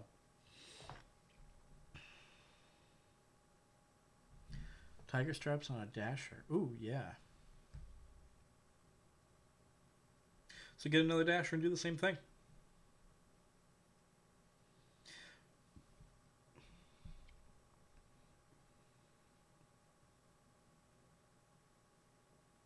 Yeah, I would also posit that most of the people wearing tweed were not probably wearing tweed while they were doing labor. Most of the people wearing tweed as part of their jobs were probably workers, bankers, and so on and so forth. Denim was very popular.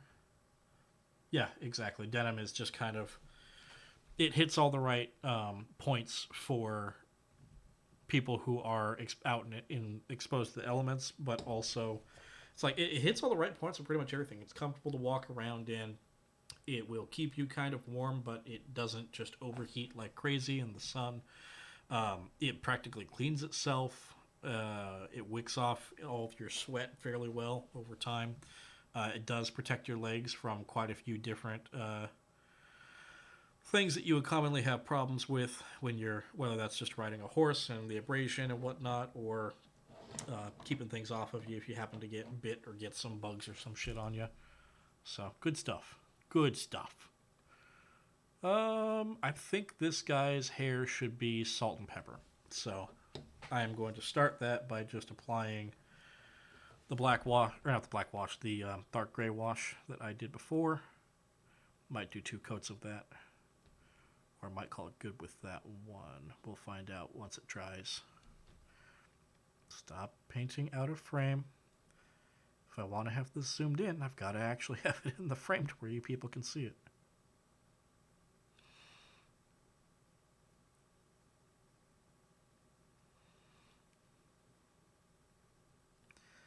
Really like this guy's mutton chops that he's got going on.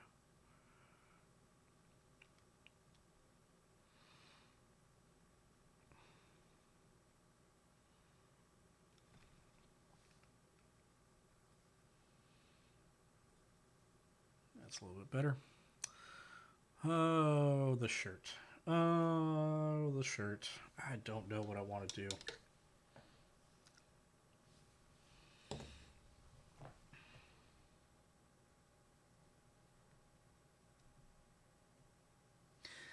Yeah, I actually, if you haven't seen it, fucking Jeff Goldblum has his own TV show on Disney Plus, and I don't know if it's anywhere else, but I enjoyed watching it when I was. My mom popped it on TV one time because she's got Disney Plus, and it's exactly the kind of show you'd expect. It's called The World According to Jeff Goldblum, and it's just him exploring different things that he finds kind of interesting or that he might not know much about, and going to talk to people that are either professionals or professionals. But one of the episodes I do remember was just about denim, and that was exactly the sort of thing that happened. Was like one of the guys he talked to was a dude who is essentially just like a denim scavenger. Ghost Town. Are you talking about the Ghost Town Living? The guy that bought the, what is that, Cerro Gordo or something like that? He bought the old mining town that was abandoned back in the day and then tried to turn it into a resort, and he did. And then the hotel burned down, but then they rebuilt it, I think, or something like that. Is that who you're talking about?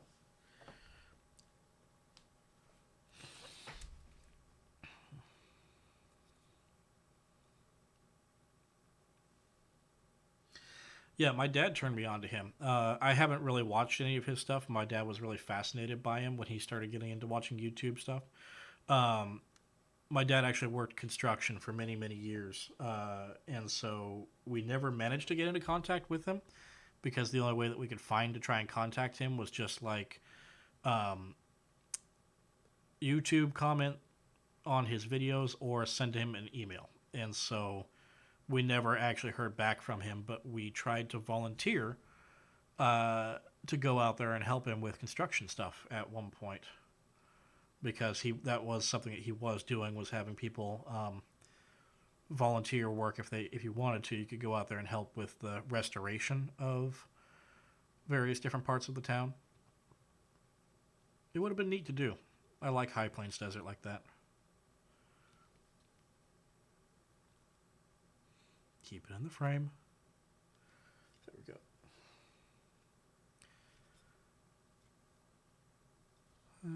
Get the little spot where I missed it. There and there. Okay, what do you guys think about the hair? Does that look about good? Pseudo salt and peppery.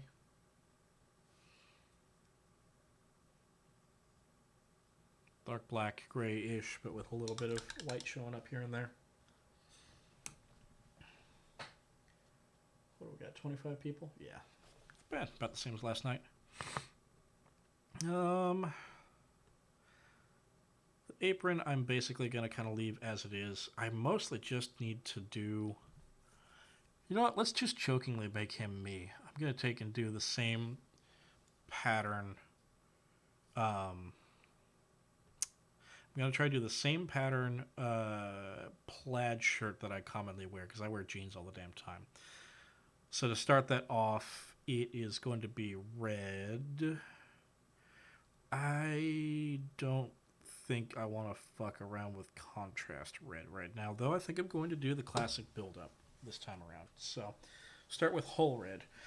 Yes, sorry, I am absolutely going to do more stuff on the apron. I'm basically just looking at, like, what do I need to base coat to get it to where there's nothing that is still unpainted as far as its core colors are going to be. That way I can then look at the apron and go, oh, I need to change the overall coloration on it before I start adding things like bloodstains and whatnot. No, dude, please, if you have any suggestions like that, do say them. Sometimes I have a plan, sometimes I don't.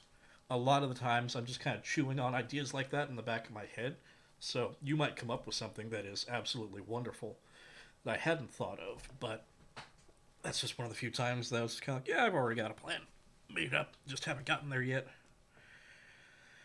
Oh boy, shake, shake, shake. Shake your dropper. Okay, let's put that back up in there because I won't need that now. Take that whole red. Get that nice and mixed out on the palette.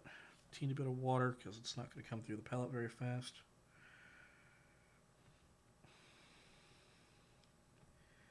Keep on bringing that out until it starts to move when I tap it.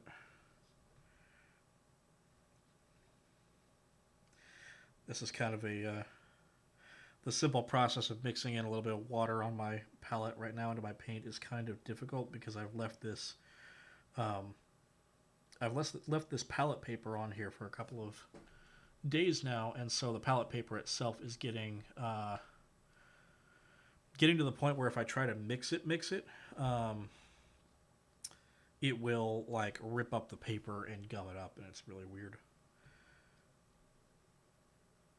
Oh, hey, Catskill. Yeah, I saw that you guys were doing that, but I was just getting started to do this. Otherwise, I would have popped into that stream to watch. I am interested in doing that with Brush King at some point, possibly because I am interested in Kill Team 2021. Specifically, there is a fan-made set of rosters for Horus Heresy Kill Team teams, which are very well done. And I'm possibly going to try to play that with some of my friends in Meat Space, so I'm looking at doing an Iron Warriors Kill Team at some point. But yeah, what little I've seen about Kill Team 2021 was actually pretty good. Like, not bad at all. It's not really a sequel at all to the previous Kill Team game, but I've heard that it's very well constructed for what it is. Um, Wish I could still paint. My hands still shake too much now. See, that's the thing that I've actually started appreciating the more and more I get into it. Is my hands also.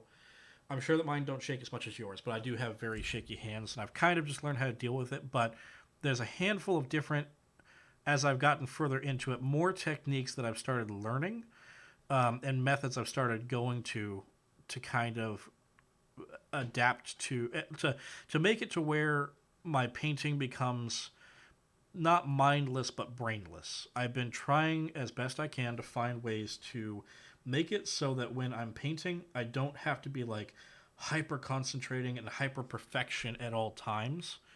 At just to be able to get some base coats down and get some minis painted. So there, if you look into some stuff maybe on YouTube or something similar, um, you might find that there are quite a few techniques out there for painting various different types of miniatures that you might not be aware of um, that can help you adapt to your own difficulties, physical difficulties that you might have with it.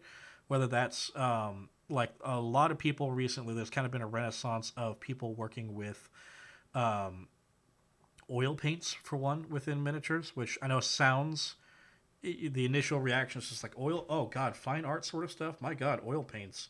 That's really heavy for miniature painting. But I was blown away the first time that I did it. I took this model and told myself I was going to learn how to paint with oils on his skin because I wanted to do a Frank Frazetta styled sort of thing.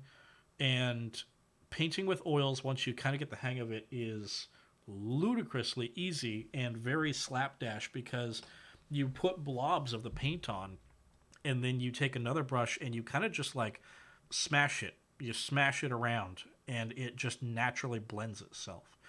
But aside from that, there are other techniques. Like one of the things that everybody has started going on to recently is everybody had written, not everybody, but like commonly within the community, dry brushing was seen as like a very poor speed paint technique that doesn't get you good effects. But people started realizing that with things like dry brushing or overbrushing and similar things, you can get really high quality results if you just pay attention to what you're doing and your application. You're not just basically carpet bombing your miniature with paint and so on and so forth.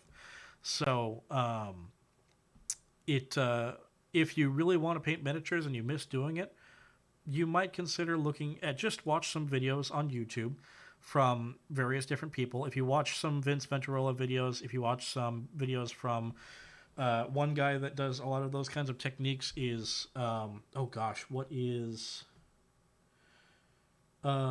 his name? It's on the tip of my tongue. Well, if it comes back to me, there's a guy who does a lot of videos where he will paint like an entire Imperial Titan with nothing but dry brushing or nothing but overbrushing or something similar. Techniques that don't require you to have any particular amount of accuracy. You just wiggle that brush around and it just goes on, and you just slowly build things up with thin layers, so that you're not putting it on heavily opaque all at once. So even if you do get a little bit where it's not supposed to be, once it dries, you'll hardly be able to see it as long as you don't continue making that same mistake in the exact same area over and over and over again.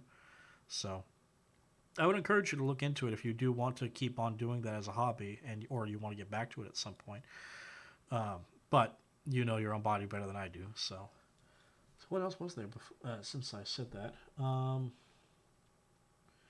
What horror movie do you think deserves minis? To say Evil Dead or Nightmare on Elm Street? Evil Dead is definitely one of the top ones for me.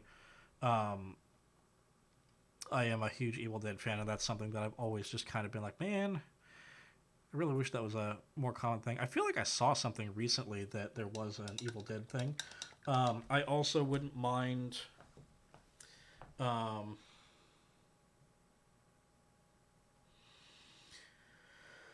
like, I also wouldn't mind seeing like a Hammer horror, either war game or miniatures based game. I'm talking like um, Peter Cushing and Christopher Lee back when they were in their like 30s and 40s.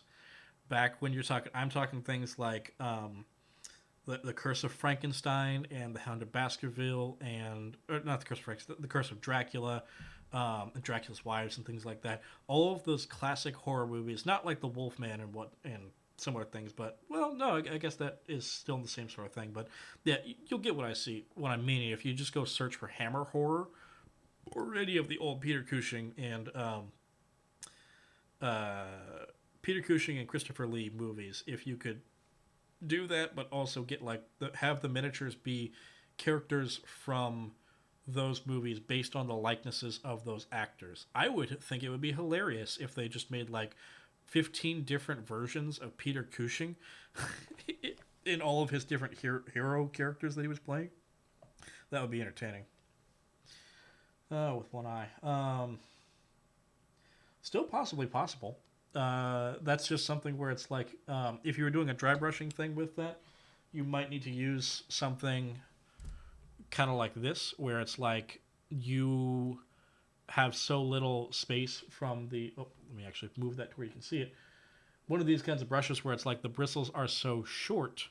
If you were trying to dry brush with this, you would feel this as soon as it makes contact with whatever the miniature is. So there wouldn't be as much of a like I do run into that problem with depth perception with when I'm using my magnifying glass sometimes where I can't tell exactly how close I am to the miniature, and then I'm just trying to get it in there just to get that eyeball in, and then oh no, I smeared it all over the inside of what I was trying to avoid getting paint on. So going for something where it's like if you're using short bristle brushes, that might help at least a little bit, because like I said, you won't be as likely to like you'll feel the contact of something when it actually comes to the comes to touch whatever your subject is. But still, that is rough though. I'm sorry to hear that.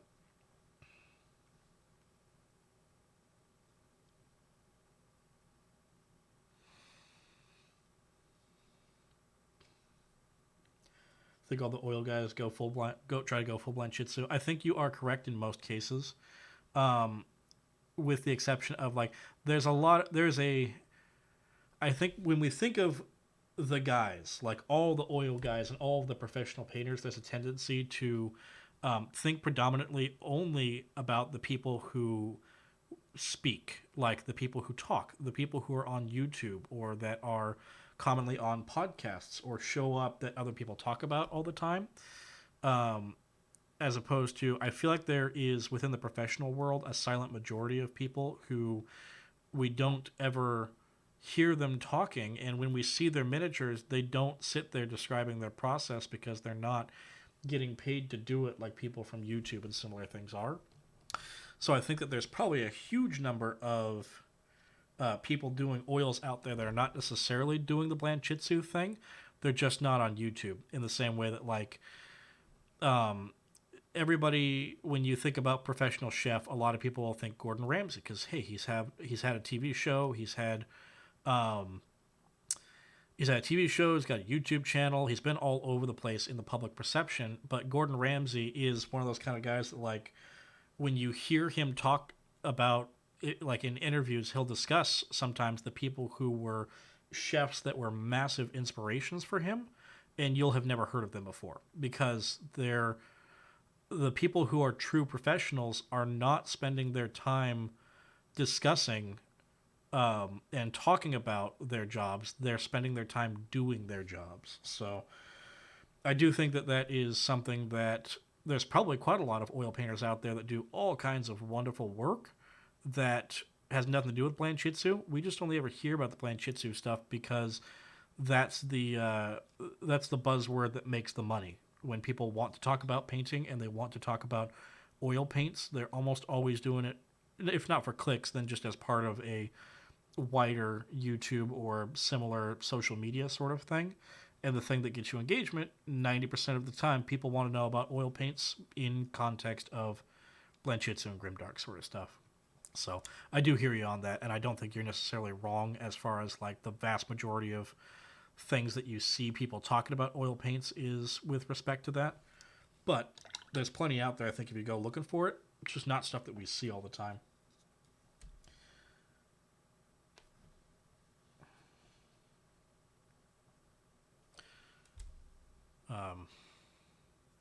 Marco Frizzoni is one person who does a lot of oil paints that doesn't just do grimdark stuff. He does do some grimdark and Blanchitsu, but he does quite a lot of other stuff. The number one person I would say to look at for an example of someone who does a ton of oil painting and very, very little of it is Blanchitsu or grimdark is James Wapple. He predominantly streams on Twitch, and he has a YouTube channel, but almost everything on his YouTube channel is nothing more than just recordings of streams.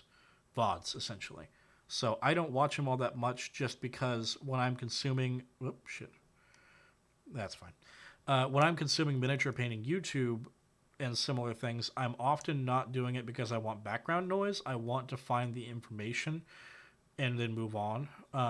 So with James Wapple, it's difficult for me sometimes because he'll have a video that says, like, how to paint sky, earth, non-metallic metal with oil paints. And it'll be a 4-hour long video. And out of that, only 15 minutes of that 4-hour video has anything to do with the sky, earth, non-metallic metal. Or it will be interspersed throughout the whole thing. Like, he will do a step on it, and then he'll put it down after 5 minutes and pick it up another miniature and work on that for 25 minutes, and then pick the first one back up and work on it for 5 minutes, and then put it back down again, and so on and so forth. So, all right, that makes sense. Most seizures don't tend to be fun. I'm sorry to hear that you have to deal with that as well. I've had several different friends and family members who have had problems with seizures, and that is no laughing matter. I hope that it's something that doesn't get in your way too often, or if it does, that you have already or hopefully soon will adapt to just being able to deal with them in an appropriate way.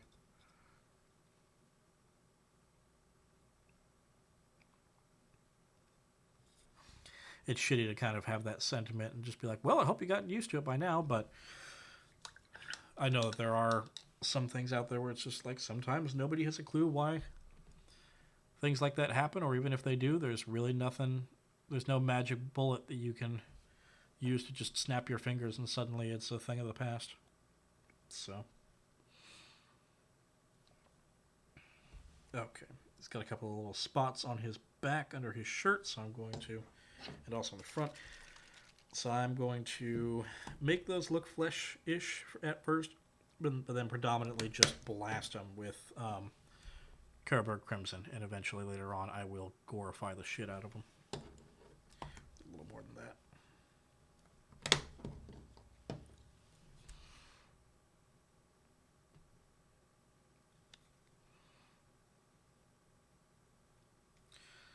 Okay, that's not looking too bad. That's a good base coat for exactly the kind of shirt that I'm planning on doing with him. Whoop, out of frame. Yeah, I'm planning on doing just like I've got some shirts that are like Wrangler, what are they called? Rugged wear or something like that. Wrangler rugged wear that have some plaid patterns on them. So some other time I'll come back to this guy. Once I've looked up a couple of different techniques for doing plaid and determined what my game plan is going to be on it, but never tried that before. I've got no idea how I would go about doing that. I mean, I can make up ideas, but often when I go look up techniques, there's a lot to be said for learning how people go about it in their process, because there are some ways of just putting things down in a certain order and it just works a little bit better, more smoothly, or certain steps help out with previous ones. So going back into that Fire Slayer flesh just so I can get the second coat down onto what is essentially his belt. Need more than that. Come on. Not a ton. Don't want to make it just turn into a giant blob, but I'd like a little more than what I had. There we go. Go all the way across the whole thing. And then once I've colored all of it, I will go back with that brush and sop up any of the areas where it pooled too much.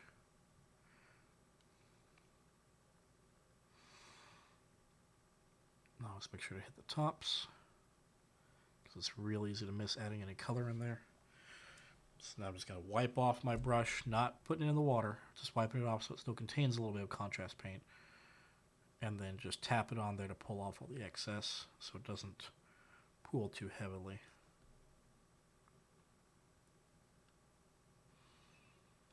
Without doing the thing where I pull it up and leave a coffee stain. Okay. That's looking a little bit better. So now, looking at that apron in context with most everything else being the right color, I'm going to add a couple more little bits here and there of certain different things. Predominantly, I want to add,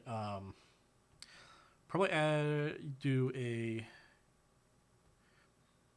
maybe not a wash, maybe I'll just kind of glaze over it with a, how did that work? Yeah, that worked out okay. I'm going to take the Army Painter Speed Paint that's essentially their version of... Or actually, do I have the skeleton thing here somewhere? The contrast paint? I might. Skeleton Horde, here we go. I'm going to take that Skeleton Horde. Oh, it slipped. Ah, it slipped. Give me back my bones. I'm going to take some Skeleton Horde and kind of glaze it over the entirety of the... Oops, I just put out one of the candles. Oh, well, that's fine. They're all liquid anyways. Just going to put a little bit over the entirety of his cap and over his apron, and then I'll do a little bit more ivory later on to highlight back up a little. Main reason I'm doing this is just because the dry brush that I did came out really splotchy because I was using a brush that I hadn't cleaned out appropriately the night before. So it wasn't giving me the dry brush effect I wanted. So hopefully doing this will kind of bring that down to where you can't see that texture as much. It blends a little bit more into the other non-textured areas. And then after I do that, I will then go back with the much brighter color that I want to be like the core. This will make it to where it looks a little bit more stained, like from long, prolonged use. So let's see how this goes. I'll try it on his hat first.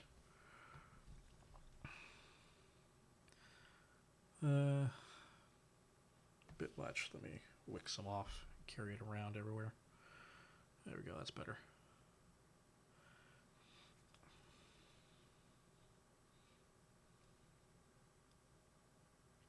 I think this will work out okay, but I could be entirely wrong.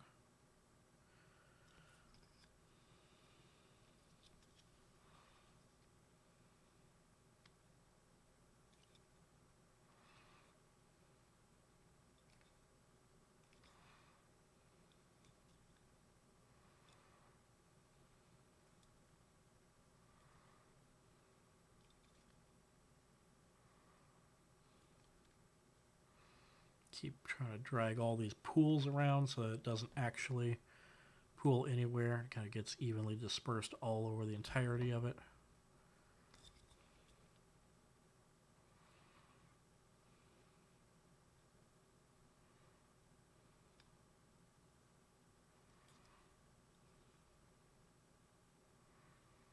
Make sure I hit pretty much every spot at least once, and then just leave it for a little bit.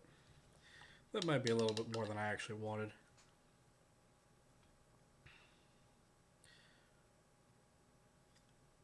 But we'll see what happens once it dries and I add a little bit of ivory on top of it. In the meantime, that cleaver. How do I want to do that cleaver? I don't think I'm doing anything else in this band. I hadn't thought about whether I wanted to do non-metallic metal or true metallic metal on anything. I'm just hitting the hilt of the cleaver so that I can put some contrast over it and make it look like leather. I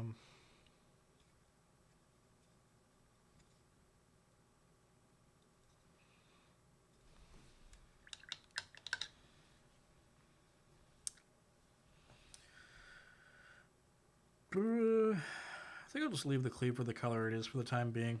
Once I decide exactly what I want to do with it, then I'll come back to it.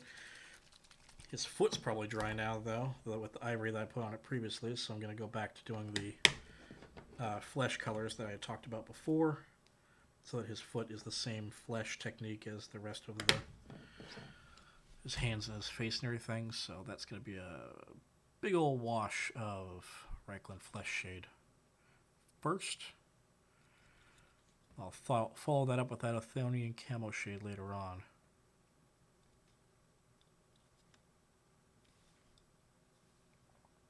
Okay. Sit there, let that dry.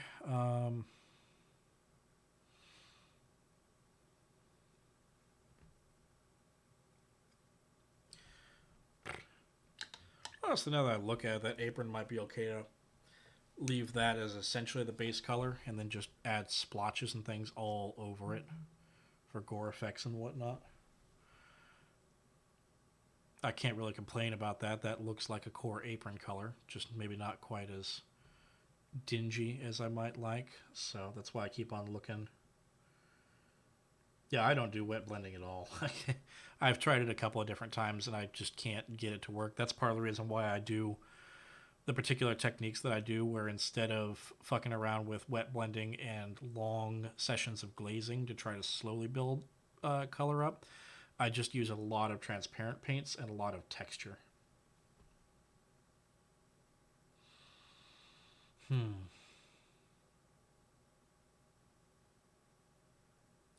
I'm very tempted to actually use some soft tone on this apron. Decisions.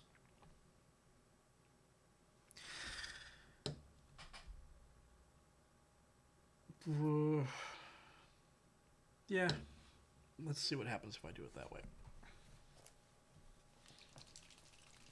Actually, before I do that, let me deal with the head first, because I might be able to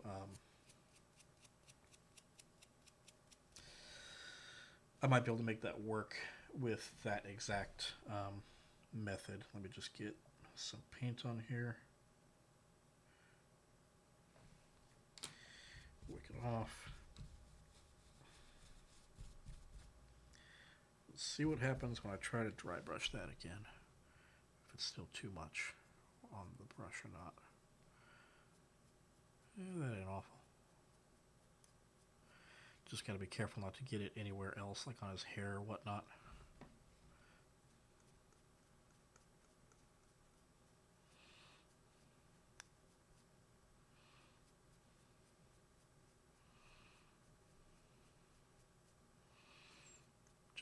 Gentle work. That's not quite the color I was going for, so I might build that back up again just by brush, but I'll deal with that in a little bit. Soft tone. I'm going to try a little bit of soft tone just like on the strap thing that's on his back for the apron and see how that looks. Or if it'll discolor it too much. Perhaps not. Maybe that's actually a winner.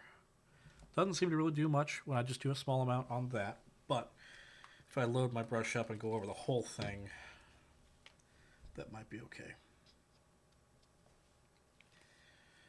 Because this is supposed to be Mordheim, I do want it to look dingy. I don't want it to actually look clean, like a clean apron that hasn't been used before. Before he became a zombie. So if I just slather that wash all over, there we go. That's a lot more of the kind of effect I was thinking about when I was trying the skeleton horde. Okay. Get a little bit off. Let's just get that all around everything except for the straps first. Sorry I was so indecisive with that. That's just one of those sort of things I kept on looking at going like, it's got such good color and texture right now. I don't want to fuck it up. But who gains wins. Or who dares wins, I mean, sorry.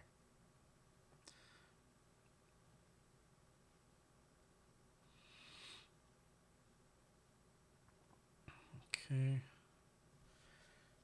Get this up and around his neck. Maybe not the neck directly. Well, yeah, the neck. Up and around here. This shouldn't discolor the whole red that I did on the shirt, really. Much, if at all.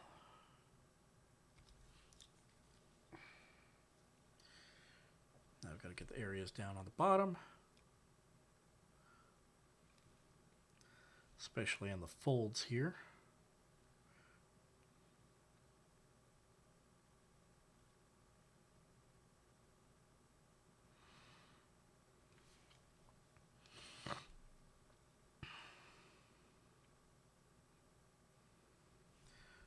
Going out around the back side just to make sure that all that still has the same color as the rest up front, even though it's mostly gray.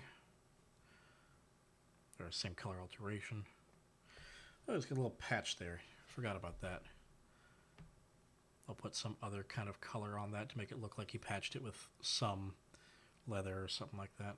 That's interesting how that's kind of like sucked off of certain areas up on the top as it dries.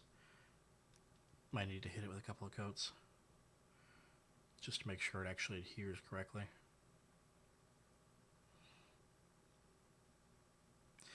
But you know what? Splotchiness in the dingy element of a butcher's apron is not a bad thing.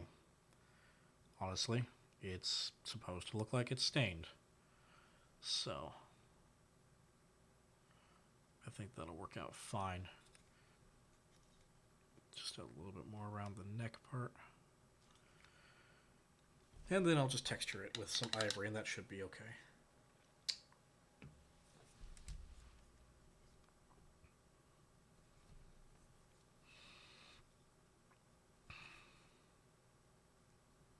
Do one more pass on the leather on his belt as well.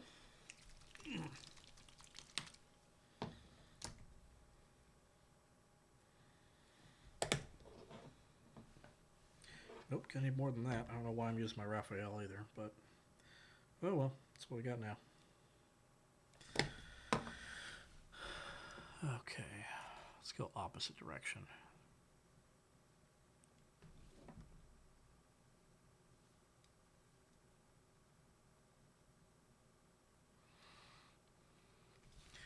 Nope, definitely more than that. Let me go back to the Fugazi.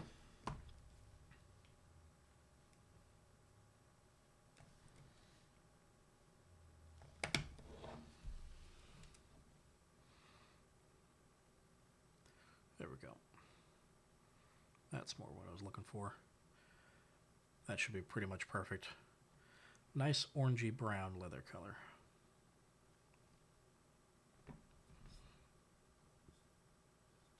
Oh, his boot.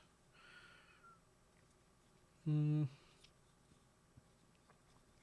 you know what? I'm just going to do the same Fire Slayer flesh on the boot also. Give it that same kind of color. Working man's leather.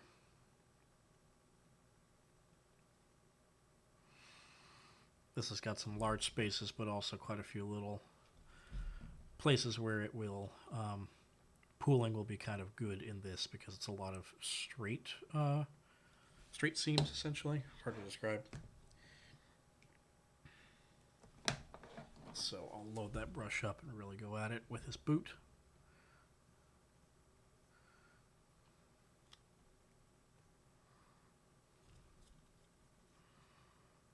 Okay, that'll still take a couple of coats, but that's as good as may be for the start on that.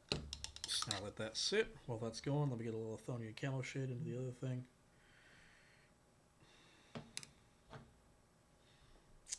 Where'd it go? Where'd I put it? Ah, there we go. Red Dead Redemption character? Yeah, kind of. Kind of got that vibe, I suppose. Oh man, now that I'm looking at it under this light, I really do like that apron color now. After I added the soft tone to it. That's a nice kind of canvasy, splotchy brown canvasy color. Okay, going to the foot. Got to deal with that foot, man. Got to give him that fungus. Oh, athlete's foot and whatnot.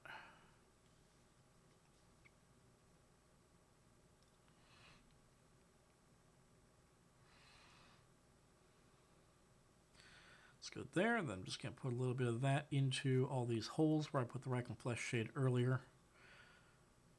Just for funsies.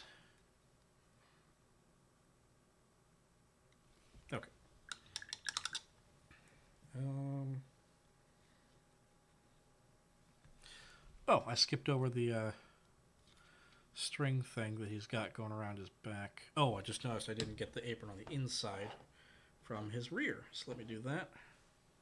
Soft tone. All that in there. There we go. And then this one here.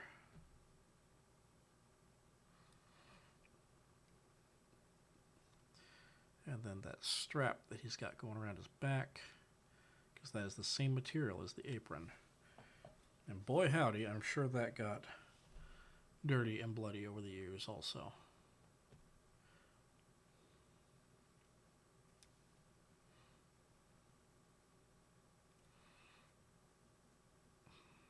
Okay.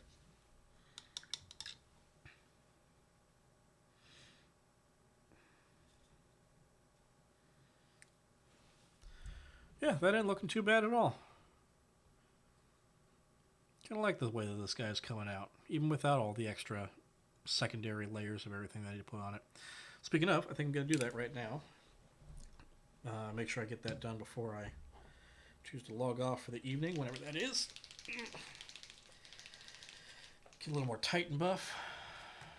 Put these colors back up here because I don't need them right now. While I'm doing this, let me see how that... I haven't looked at that cat since I finished the fur on it. Oh, he's a cutie now. I think that reads as kind of like a calico-ish cat face. What do you think? And the little black one up there. Let me actually, while I'm waiting on this guy, yeah, I think these two will probably do it. A green and an olive. They get pretty desaturated anyways. Reaching for some war colors. Just gotta give her the shake. Oh, okay. A little bit of bright green and a little bit of slightly less bright green. Teeny tiny little drops, because I'm not going to need much. This is me doing the cat's eyes, because I wanted their eyes to be little glowing green things. So, I'm going to do... Let me pop him off really quick and let his stuff dry. Pop her back on, so I can get to them kitties. Cute little spooky cats. I like the watercolors for dealing with eyes because it's a very thick paint that comes off very easily, but it holds its shape extremely well. Let me actually, might have to adjust the exposure on this because I'm going to blow this out with the light. That's not awful. You guys can still see what I'm doing.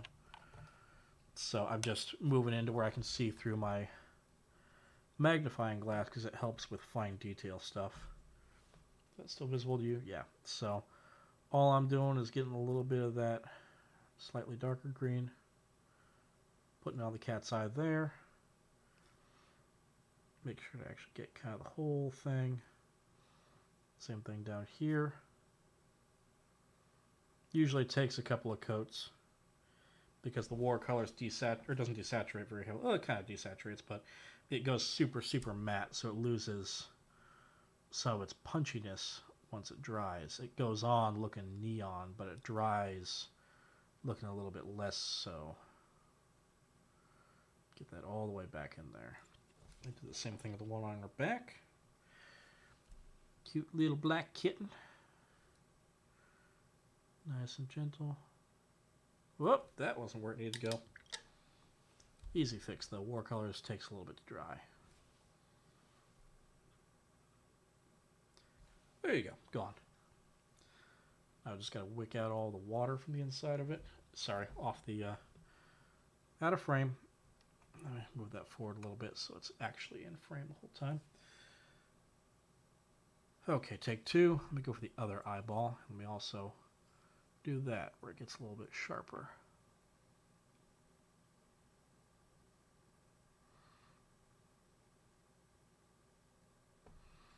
Okay, got it. There's one. And then the other.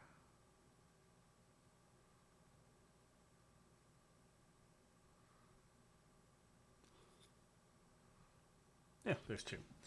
So now I'll let that sit for a little bit. Looks like the bottom one actually dried already, and not a bad color for what I wanted out of that. So I'm just going to take a little bit of the olive color, which is kind of the same sort of thing, but a little bit more yellowish, and just hit the front parts of the eyeballs. So it's not quite a pupil, but gives you a little bit of a depth effect, like it's kind of glowing. And then do the same thing with the one up on top. Hydrate. Give me 1 second. Just got to finish this up. Just got to get these dots. Just got to get them dots, man. Okay. Even tinier little kitten eyeballs. Come on. Come on. There's one. There's one. We got it. And then go for two. I touched it. I touched it. I felt the touch. Okay. There we go. So, take a look here. See if you can see it. She got the one little kitty underneath of her skirt. I don't know if those eyeballs will come through for you guys or not. And she's got the other one up there on her back. Can you see them eyeballs just on the camera, or am I just showing off some purple? Okay, let's deal with them bits. Hydrate. As I stated before, there is indeed water in sake somewhere. Oh boy. Banzai.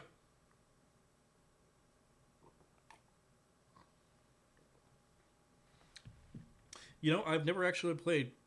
I have tried to play Metal Gear Solid 1. I don't think I ever got to the first elevator, because I kept on forcing myself to try to learn how the basics of the combat and the stealth worked. But I also believe I was only ever playing on the PC, the official PC port, which from what I understand was pretty garbage. So...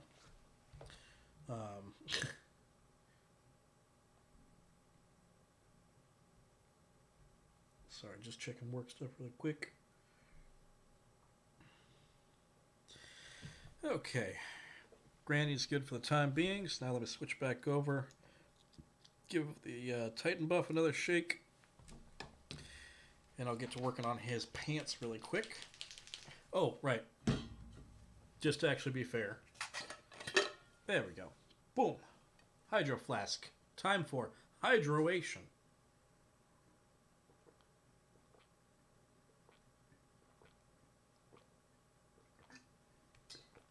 Ah, there we go.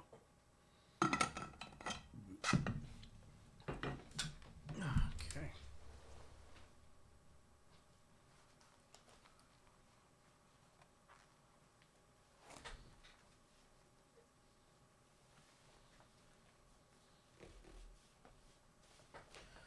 All right. Continuing on. We get the little light back to where I think it's supposed to be. How's that look? That looks lit just about the right amount, I think. Maybe a little bit more. Slightly more direct. Yeah, that should be fine. Okay, looks like the Athonian camo shade has finished on his giant foot.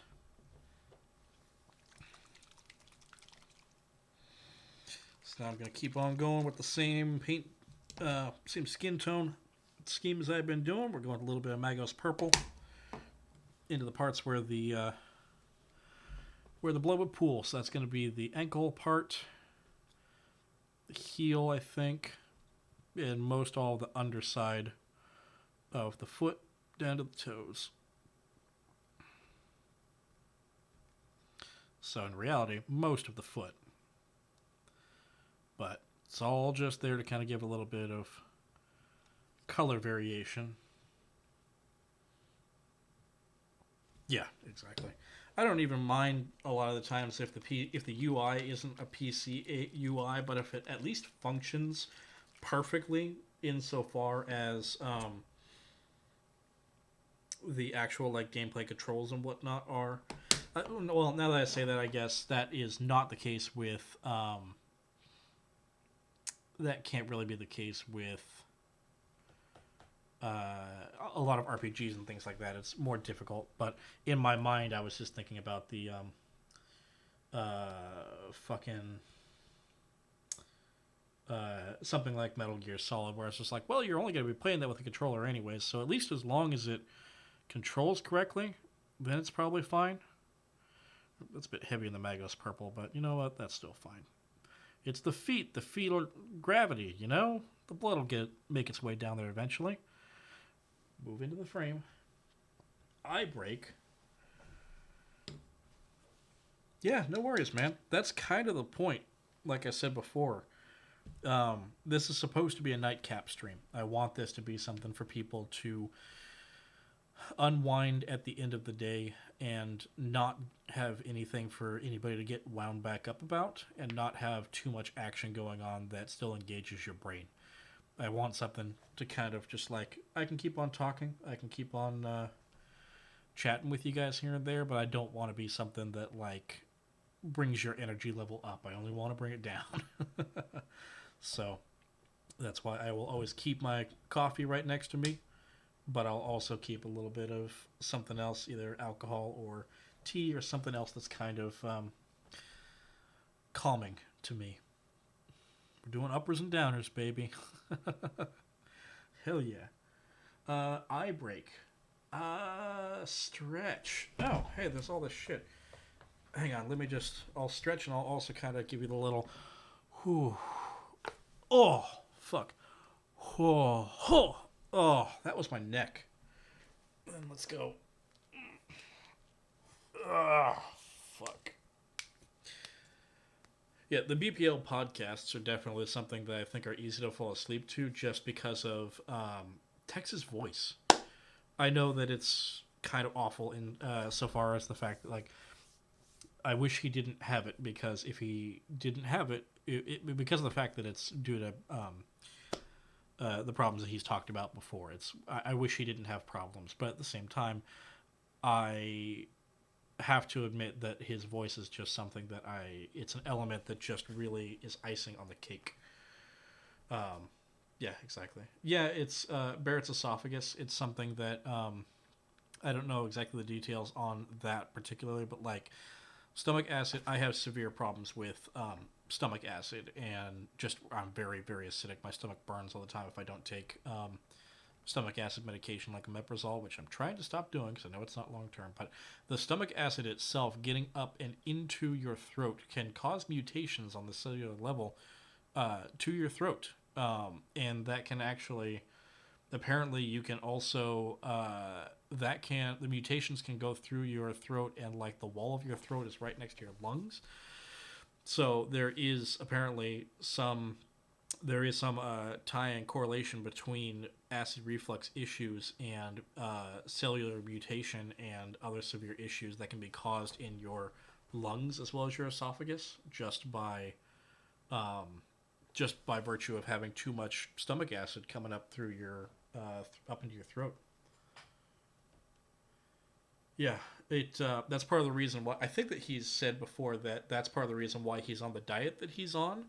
He's not on a keto diet because he's trying to do the keto diet thing, but the diet that he does is very similar to a keto diet because it just happens to be a diet that helps immensely with his acid reflux problems. And that is something that I have thought about myself also, that I stopped and realized, like, if I basically did like a high quality keto diet where I was eating nothing but like no fried meats, predominantly just like mostly meats and dairy, and not much in the way some bread on occasion, but very rarely, avoiding sugars because sugars are a serious element of it. Yeah, alcohol and coffee is something that I'm surprised that he still consumes to the same extent that he does. But I guess if you're living a lifestyle that reduces your stomach acid that far, that a little bit of coffee here and there isn't that bad a deal. And if you're drinking high quality coffee, then the lack of pesticides in it and other elements will higher quality coffees, generally speaking, tend to be less harsh on your stomach and generate less acid. But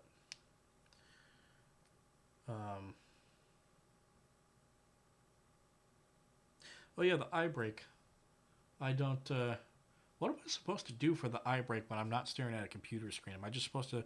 That's why I set the mini down. Is I'm just kind of not focusing on it now to give my eyes a break, I guess. But um, yeah, he actually Tex, I believe, had stopped drinking for quite some time, and then started drinking again in very, uh, very tight moderation for a short period of time, and then decided to drop it again. So as far as I'm aware, he is still not. But I don't talk with him all that often, and I don't. When I do, I don't ask questions about his personal life. This is all just stuff that I've gleaned from what I remember hearing on like the podcast or on the Patreon thing. So yeah, coffee is a very rough addiction to defeat. I, as someone who does own a coffee shop, have gone through that.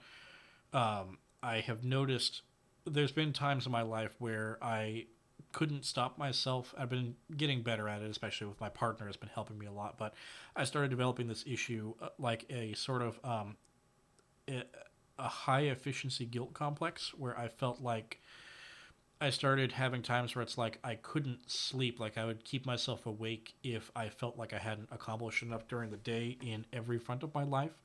So I would go to work and do 8 to 10 hours of work every day, 6 or 7 days a week. And then I would get off and I would feel like I had to hobby and I had to consume literature and I had to better myself in cooking and I had to do all these things. And so it got to a point where it's like, and I still kind of do this to some extent. This is part of the reason why I'm starting to do streaming is I like having I have a hard time now only doing one task at a time. I feel like I have this thing in the back of my head that tells me I must be multitasking at all times. Um, and so I started getting to a point where it's like sometimes I was only getting like 4 hours of sleep because I felt like if I wasn't pushing myself to, paint 10 to 15 miniatures every day, at least to take them from, either build them completely from kit to finish and completely clean them up so they can be primed, or prime them and prep them and completely base coat them or whatever. I felt like I needed to be doing a ton of stuff like that, and also listening to at least 6 hours of audiobooks, and also doing meal prep and learning new cooking techniques and so on and so forth. So all the way back around, when I started doing that, I started getting to the point where it's like I was dragging at work, and so I started with because I started drinking coffee by drinking espresso just so I could calibrate our machines, and so I started by doing like 2 shots of espresso, 2 pumps of chocolate, or 4 pumps of chocolate, I mean, and then slowly weaned myself down off the chocolate to where I can now drink espresso shots straight, and kind of taste their flavor profile enough to be able to set up a machine by taste. So I would do like 2 shots of espresso, 2 pumps of chocolate as kind of my daily thing, just like after I had lunch to get myself past the carb coma and after the afternoon hump and help with the digestion and get the bowels moving. But when I was only getting like 4 hours of sleep a night or less, I noticed it's like after about once a week, like every week, I would have to start drinking 2 more shots of espresso just to keep myself at the same level of energy. So it went from 2 shots to then 4 shots to then 6 shots. And when I realized that it's like I was about to pull myself my eighth shot of espresso for the day, I stopped and went like, this is in no way can this be good for me. So I just cut it cold turkey. And then after I went cold turkey and then I came back to it like 2 weeks later, 2 shots did me again just as well as the 8 shots was doing back in the day. So it's a difficult thing to kick, but it is very much an addiction that it's crazy to me with my own experience how rapidly you can increase your tolerance for it, and also how rapidly you can break that tolerance and bring it back down again. It's different for every person, I'm sure, but it's something where it's like I was very, very surprised at that level of adaptability where it's like, well, it takes us just a little bit of time of being off of it, and then it's back down to normal again. But yeah, that's why, yeah, a cardiac episode. I Every man in my family, on my dad's side of the family, back like 4 generations, has all died from heart attacks. If it wasn't something like getting shot or a car wreck or something like that. So I've been trying to just stop it pretty much entirely. But I will say, the whole thing of caffeine being an addiction outside of the tolerance being built up, absolutely every time that I drop caffeine, 2 days after I stop having it, I get a migraine. And I get migraines commonly. Like there was a period where I was getting 4 or 5 migraines a week, but I was also not sleeping much at that time and not hydrating much and so on and so forth. But oh, hello, good to see you again, tired German. Um, but yeah, once that started happening, then I was just like, okay, I need to. Every time that I would stop doing it, I would like, without a doubt, I would wind up with a migraine that would last at least 2 or 3 days. It would be absolutely awful. It felt like a hangover. So once I would get past that, then it would be okay, and the migraines would just kind of come and go in a little bit of a thing. But as soon as I had any caffeine, again, just a single shot of espresso or like 3 or 4 ounces of coffee, 2 days after that point, if I hadn't had any more caffeine by that point, boom, 2 or 3 day migraine every time. Yeah, must be. Yeah, I'm sure. Um, let's see. Can't stand coffee. It's awful. Greetings, people. People, greetings to you. What is your full name there? Ilsu?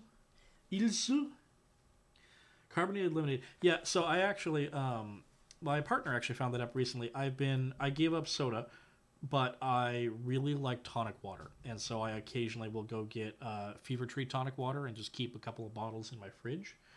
Um, and that was something that my partner did recently. Was we were just making dinner and she wanted something. She didn't want white wine, but she wanted something like white wine. And she kind of looked through the fridge and was like, "Huh!" And so she poured a glass that was half tonic water and half lemonade with ice. And ooh, baby, just oh, so refreshing, absolutely lovely. I kind of want to get a soda stream so I can attempt to make my own tonic water just by hand with chicory root. But I just haven't gotten around to it yet. Got to set aside the money for it. But tonic water, good quality tonic water that's not just Schweppes. Getting actual like Fever Tree tonic water or something similar, it's pretty expensive. It's like I want to say it's almost $1.50 for just like an 8 ounce bottle. Even when you get it in the 4 packs. Um, can't stand coffee. It's awful. Uh, Muskel, yeah, I don't blame you with the coffee thing. That's something where even if even accounting for the fact that you can always say, "Oh, it's an acquired taste." I've always found the acquired taste thing to kind of be bullshit. If you want to start drinking it and getting into it, you can do that. But you should never let someone tell you that you should acquire the taste for something because you know if you like it or not. And there's no drink or food in the world that you can't find that is like absolutely necessary for you to have. I mean, obviously outside of water, because everybody needs to have water to survive. But there's nothing that you can't survive without. So you don't need to have coffee. If you don't like the taste of coffee, don't drink the coffee. Um, in most cases, you might be able to find a coffee that you might like, but if you don't like it already, it's not worth trying to force yourself to drink it. So don't worry about it. You're not missing anything. Any of the elements that go along with coffee, like coffee dates or um, I something that I do with one of my partners that we both really enjoy is very late night. When neither of us is going to be able to sleep for quite a long time and we know it, we'll do very late night, like right about now around midnight. I'll go make some coffee, just a small amount in a Bialetti, and then put some oat milk over the oven and mix in some cocoa powder or something similar, and then make just lovely little small things of coffee just to share together as sort of not even because we want the coffee for the caffeine, just because we want something to share with each other as sort of the back to that how to read literature like a professor book that always said, oh, eating is a communion. Meals are a communion sort of thing. You'll hear people wax philosophic about the romance involved with coffee, and every single time in my life that I've ever had anything like that happen, you could just full bore replace that coffee with tea or with chai or, frankly, just a very well made milk drink, and the effect would have been the same. It's the sharing of time and opening yourself to someone else when you're in a vulnerable state, that being consumption of food or drink, and opening yourself to that person being with you as you present yourself in such a vulnerable way. That's the important part. It's not the coffee that's important.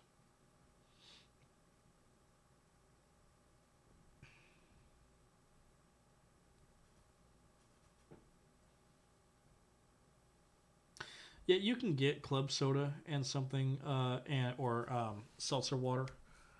Hot lemonade, I have not tried, but I'm actually. It probably won't be for quite a while because I have other things that need to be made first that I can use that time. And like for work, I need to make a video tutorial series. But at some point, I'm going to use those skills for shit posting. At some point on the BPL, I would like to create something similar to Meme Meat Machine's Meat Space Cookery. I want to do a show called something along the lines of like how to make a barista cry, where like one time Tex sent me a thing that he found where someone made a recipe. It wasn't someone made a recipe. It was like an official recipe out of like some 1960s or 1950s housewife recipe guide for a. It was like prescribed as a tonic for helping someone get over the cold or something like that.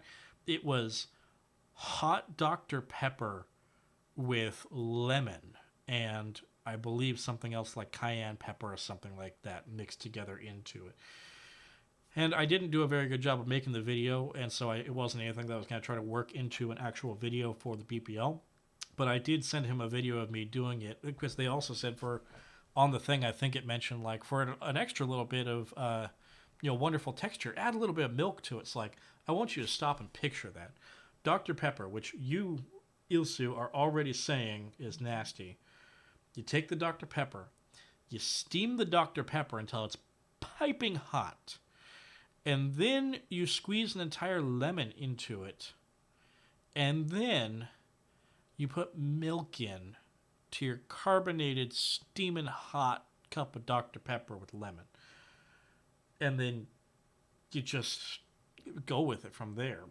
Like, it smelled awful. It tasted awful. It was just I didn't like it. But that would make a wonderful shitpost video if I ever actually set the cameras up inside of the shop and make that happen. So egg whites into soda is not something that's too terribly unheard of. Look up gum syrup if you don't know what it is already. That's a common cocktail, like a common cocktail texture enhancer. Chocolate potato cake from 19. Yeah. Oh God. Did I mention this was a cake? Oh Jesus Christ. I love that video. I love B. Dylan Hollis. You're not supposed to work. It's good, and I'm mad about it. Carbonated spaghetti. Yeah, that wasn't carbonated spaghetti. That was Italian soda pop. You know. Like it hot. It's good for breaking up snot that runs down the back of your throat when you're sick. Tastes pretty good too. Cold is nice, but fuck if it doesn't give me brain freeze every single sip. Won't drink cold lemonade unless it's boiling hot outside. Yeah, I usually only reach for lemonade whenever it's boiling hot outside, but I live in a region that's like over 90 to 95 degrees for 9 months out of the year, often. So we're in the point right now where we're kind of rubber banding and roller coastering, but yeah, our weather is about to be 105 degrees or so. Abomination, an abomination unto noggin. Yes, correct. You are correct, brother. Yeah.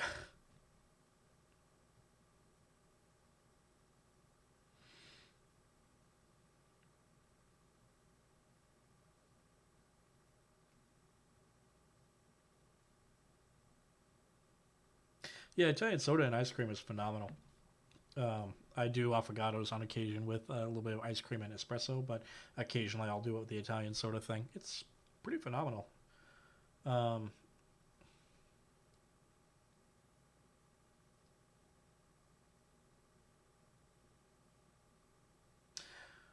Yeah, Italy, especially being on the Mediterranean, they prefer fruity flavors often because they have all the fruit there.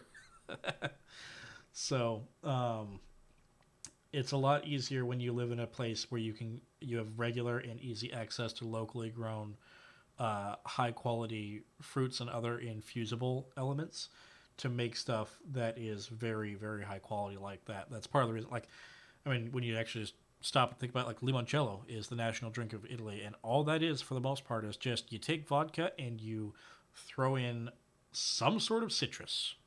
I've done it many times, and you can do plenty of different. Like I've done it with lemon, I've done it with tangelos, I've done it with ginger, all kinds of different stuff. It comes out wonderful every time. Vodka or pure grain alcohol. Noodle shaped ice that's dispensed into your bowl. Yeah. Yep. New Mexico, Colorado, or Michigan. I have family in Michigan. I will deal with the cold. I can't stand humid heat anymore. Yeah, I don't blame you. Um, New Mexico is. I loved New Mexico when I went through there on a trip, but I have a very difficult time as it is with the heat in my area, and so going to a desert environment like that, it would still be not much worse than here. But I don't like a lot of the creepy crawlies that also come with those areas, like the scorpions and snakes and things like that are more common in that area than here. Colorado, though, I could definitely go for it. Yeah, I make that joke pretty much every year. Once we hit the period where it just winds up being cloyingly hot out here, every time somebody bitches about it, I just give them the Hudson. Yeah, man, but it's a dry heat. And that'll shut them up, or get them very pissed off at me. Either way. Oh god, that is so much better now that it's dried. I really like the way that his apron came out. That's pretty good. Yeah, that is the one thing. Colorado is stupid expensive to live in anymore, but most places are, unless you want to live out just in the middle of the Dust Bowl or um, just bumfuck anywhere. That's the only places those are the only places that are affordable to live in anymore.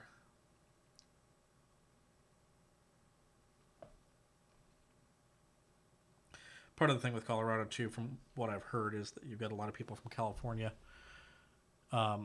California has a lot of people moving out of California, and Colorado is one of the places that they like to go to. So that's probably part of the reason why housing is more expensive now. I would assume is just you may have a sudden influx of people that you're not prepared for.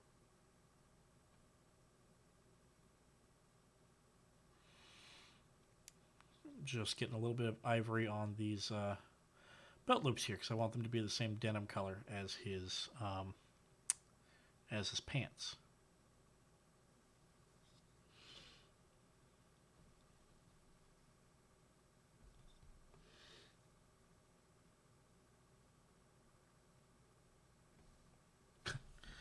Fuck the NCR. As a Californian, can't argue with that sometimes.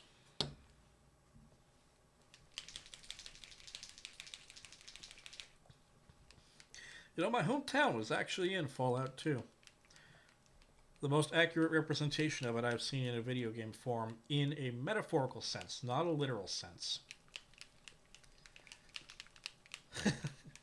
Dream of Californication. Yeah. Oh shit, I probably shouldn't actually even try to sing something like that on stream. Even though I sound like a dying dog, I don't want to get fucking clapped for copyright bullshit, even when it's just me dicking off.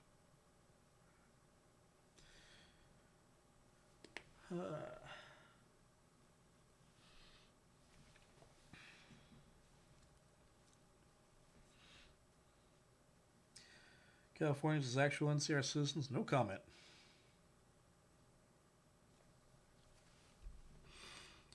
There weren't many rules I agreed to when I joined the WBPL, but one of them was I will not discuss politics.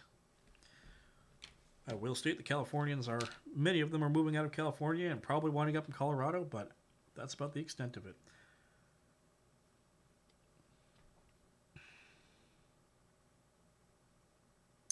This is the first version of GW's butt plug, unless you're talking about the first version of their gigantic one that actually looked like a butt plug.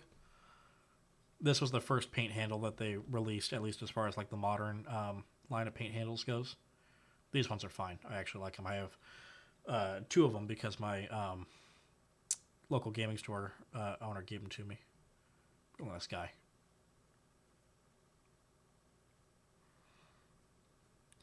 Just got to get the tops of them belt loops.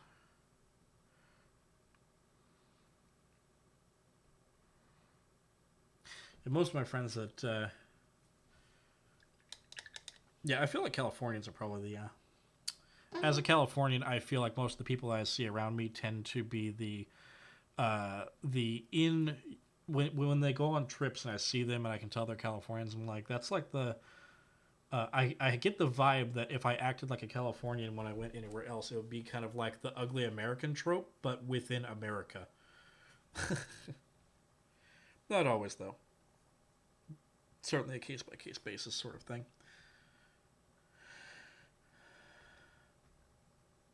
I mean, this has a round-ish looking bottom, but it is flat on it. So, it's generally fine. It'll still fall over if I actually knock it the right way, but it takes more than just like setting down for it to fall over. I don't remember one with an actual rounded bottom. There was just one that they had that was it's the one that's got the massive fucking platform of this. Like it's like this, but like the top part of it is meant to hold like an Imperial Knight or something like that. So it's like this big before it opens up, I think. I've never actually seen one in purpose, but it kind of looked like it had a small bottom because it was, I don't think it's much smaller than this. It might be a tiny bit smaller, but it's just because the other thing was so big, it gave it like the butt plug looking dimensions. And so it may have looked like it had a round bottom, but in reality it may have had a bottom just like this, where it's like that looks like it's rounded. But no, it's actually flat on the inside with the little divot. So, is it this same painting handle? Just the regular infantry guy?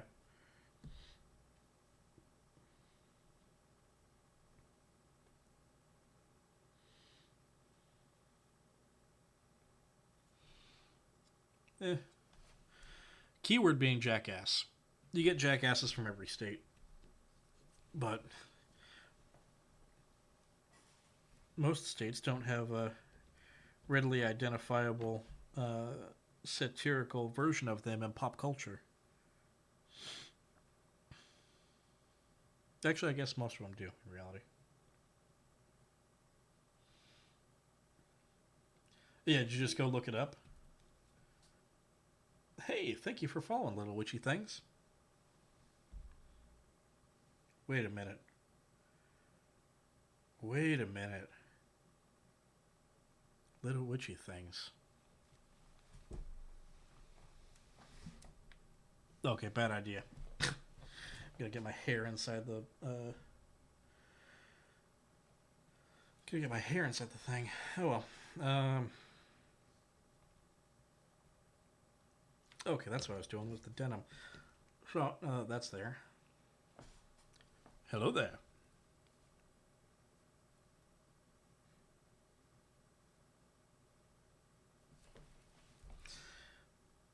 California also has one of the highest populations of people, so there's just more of us. So you probably see more of us than anywhere else. You're more likely to, any person that you see in a state that's not from that state is more likely to be a Californian than anything else. Simply by virtue of there being so damn many of us. Population control, baby! Not control, population. Damn it, what's the phrase? Oh well. Not important. What is important is making sure I highlight that booty. Making sure I highlight that cake. Because, oh Lord, he do have it. This butcher boy is thick. Not just with two C's. That is thick with a Q.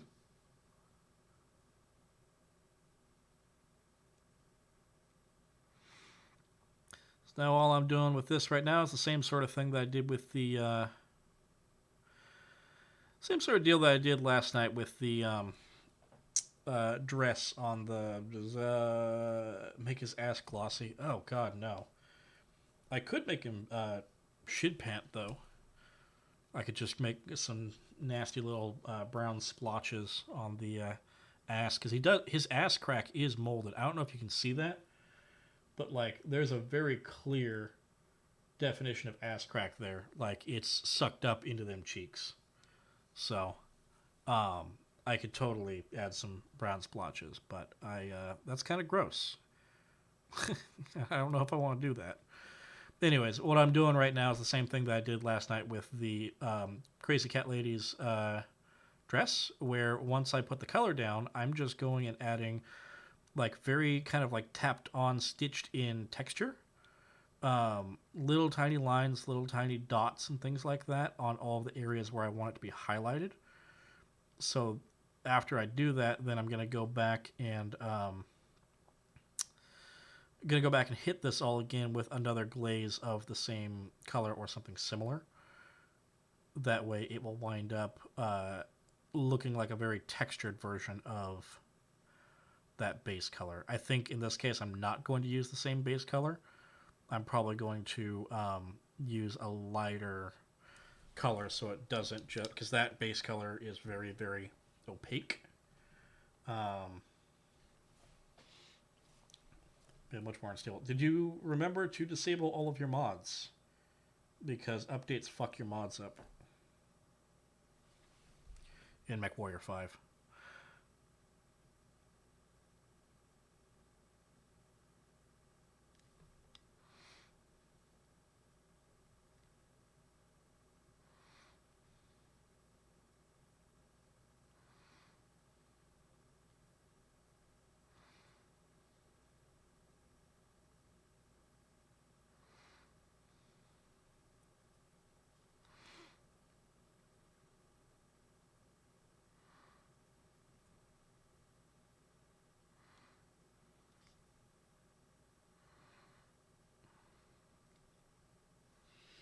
What am I missing?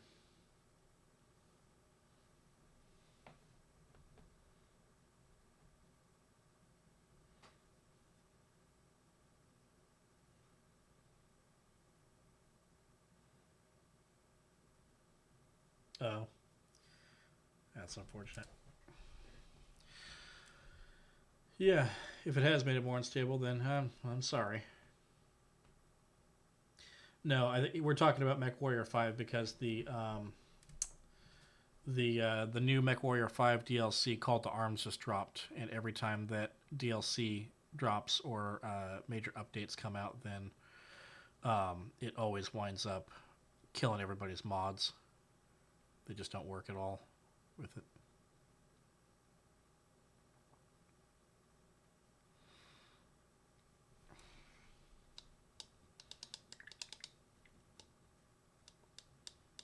Goop Corp, nice. That is totally fine, Moscow. I am also extremely long-winded. I kind of have a reputation for it in a handful of places. Ask a handful of BPL members who get tired of me just typing out way too much shit at any given time, or like to cut me short when I'm in the middle of describing things, because I really do take a little too long to explain most everything.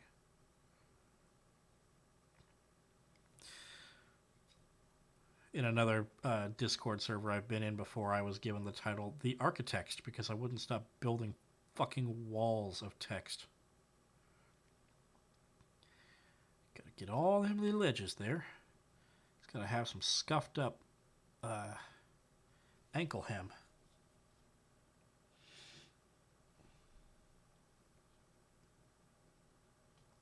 Yeah, I do find that a shame with MechWarrior 5. And it's one of those sort of things I've never actually seen any interviews or anything with the mods, but I feel like the devs, I mean, the devs probably understand that, and they probably don't want that to happen either. They probably enjoy, I think they really do enjoy the modding scene that has cropped up around it, and they realize that many of the mods that are out there truly do make major improvements to the game, but there's just no way around it. If they want to make their single word messages. if they want to make their game better, they've got to make their game better. And if they want to make it the best game that they can be with mods, they need to make it the best game that they can without mods to provide the best platform possible for mods to happen. It's a shame, but that's just how things have to go. Do a little bit more on his left cheek, I think.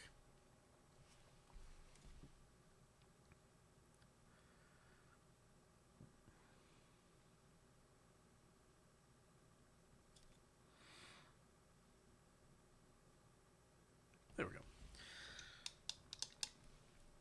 And then a little bit more also on this area here, just to tie these marks together and make it so it looks like this is highlighted a little bit more. And that down there. Okay, that's probably fine. I think. Now I just need to decide what paint I want to actually use for the glazing over the top for that highlighting. Last bit here. Just notice this one. Come on. There we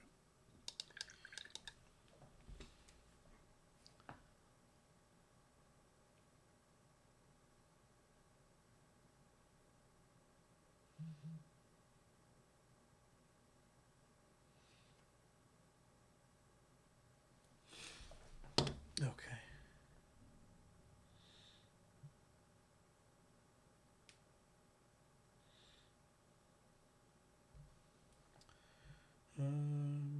Check the phone, make sure I didn't miss anything. Nope. Okay, so color now for those pants.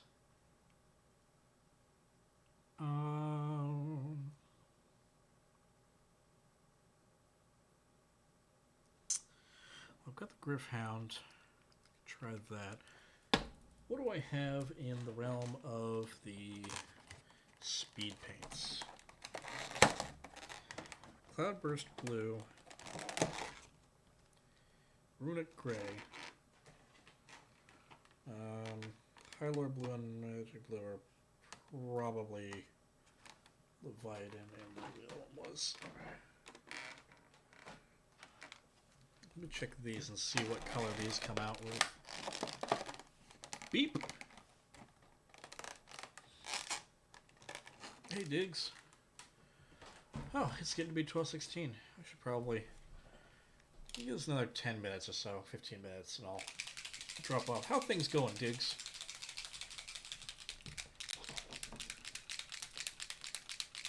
Happy birthday again, Diggs. Can't forget.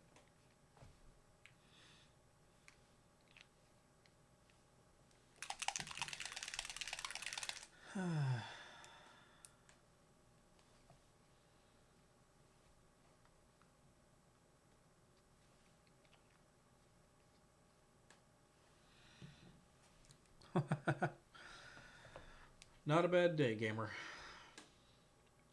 You do you, man. If you gotta go to sleep, you enjoy the rest of your sleep. Hopefully I've helped lull you into a nice, easy, restful state.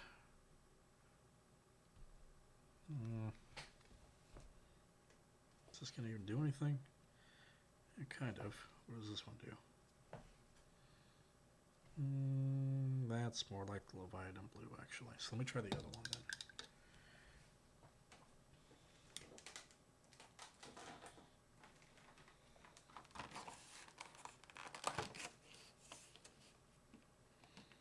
Hylor Blue. This is probably like Talisar Blue, but Talisar is just very, very blue.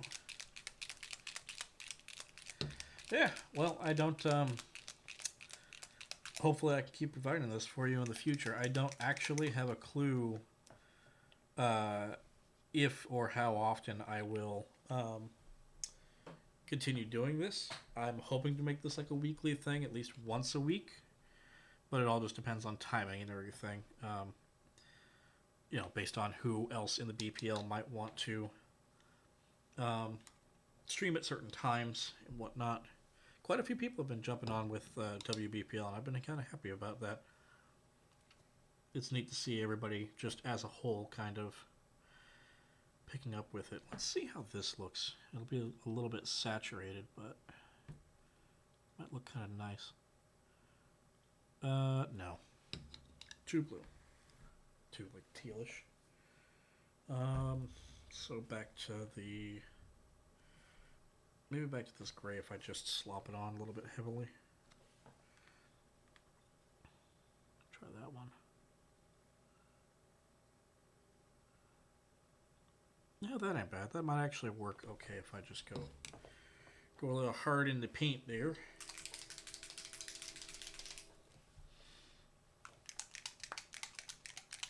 Yeah, sounds good. Make sure he checks out Parallax's thing too. He's got a bit of a different vibe than what I go for, I think, but he also does excellent work.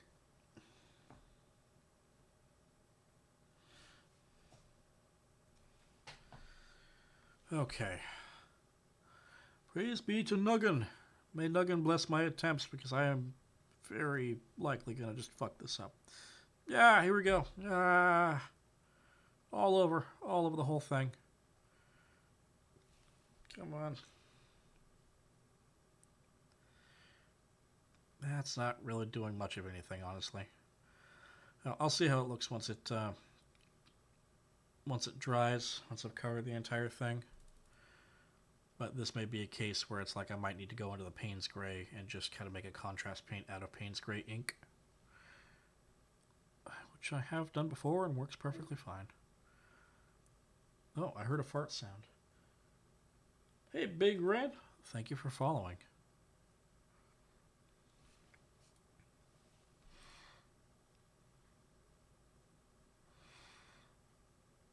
Just got to make sure I get every point of this touched so it flows naturally on its own.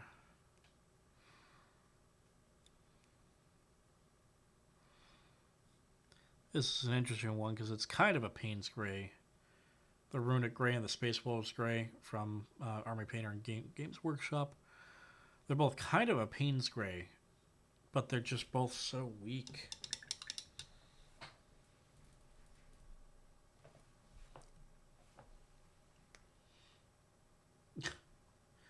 Prickly pear. That'd be interesting to try. Never had that before. Okay, so now we lit his pants. Sorry, I think I might have been painting that off the off the frame, but I put all of the Runic Gray all over his pants, so.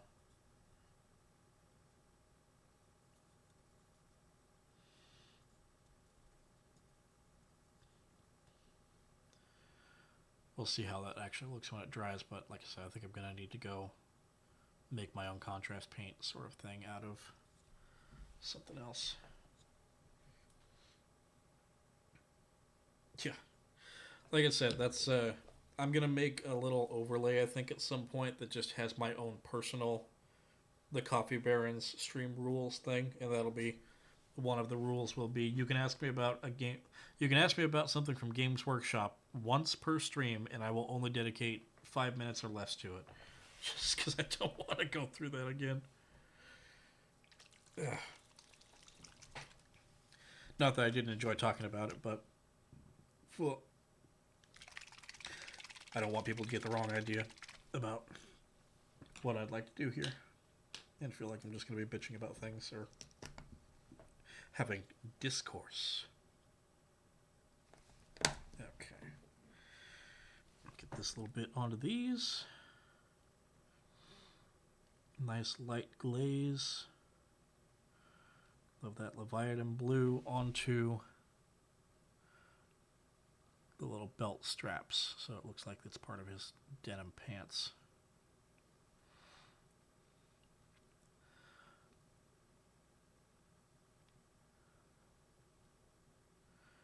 Can't beat my denim pants. My denim pants. The hell is that even from? Good night, TK. You have a good rest of your evening. Or day. Or whatever time it is for you. Enjoy yourself. If you can.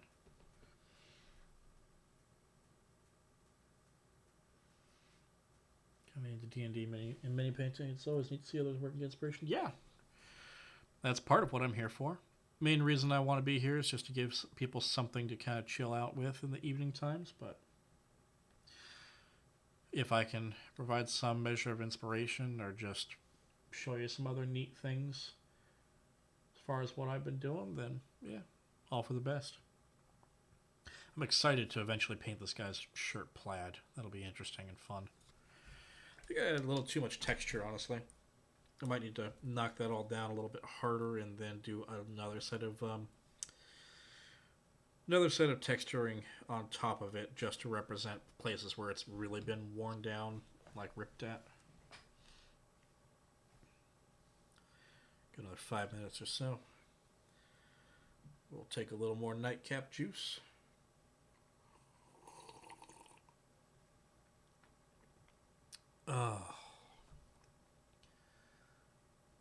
Oh, that is good. For those curious, my nightcap for the evening has been sake. Specifically, it is a brand of sake called Wandering Poet that I got from Bevmo.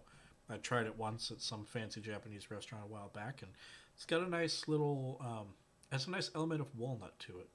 I like it quite a lot.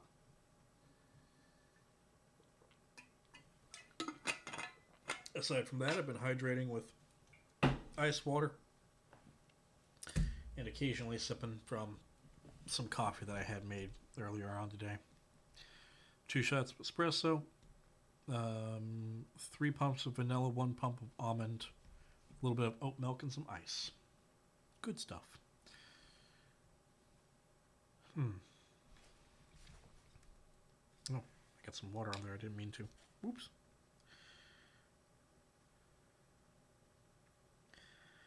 Before I log off, let me just do a little more on his hat thingamabob, because I'm not satisfied with the color that has. Oh, it's too wet there. Oops. Yeah, never mind.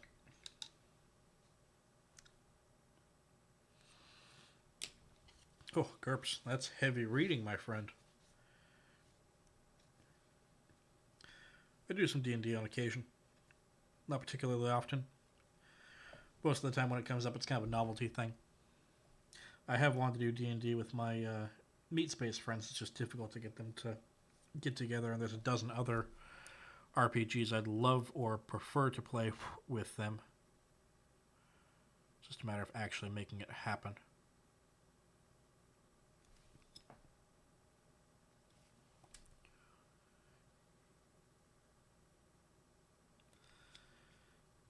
Okay, get that top of that hat all covered. Get all the edges.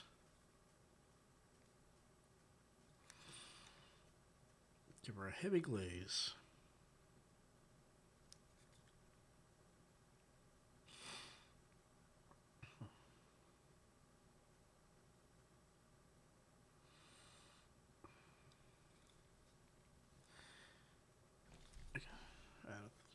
Out of frame, sorry.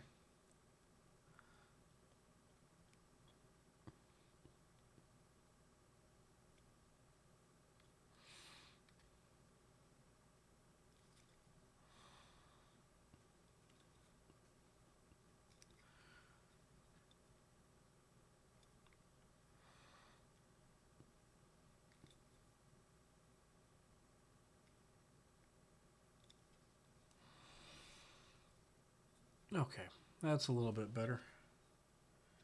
Keep on going to these areas to kind of get that waxy look off of it.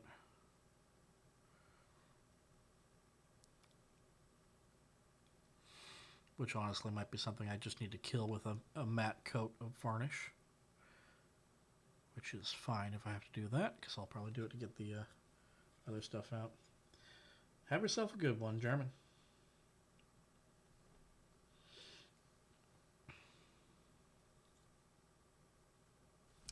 I'm going to actually take this and mix in just a little bit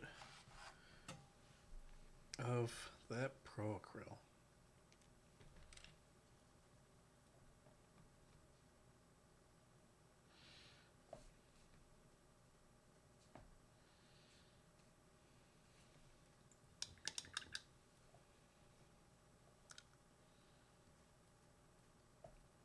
That's interesting.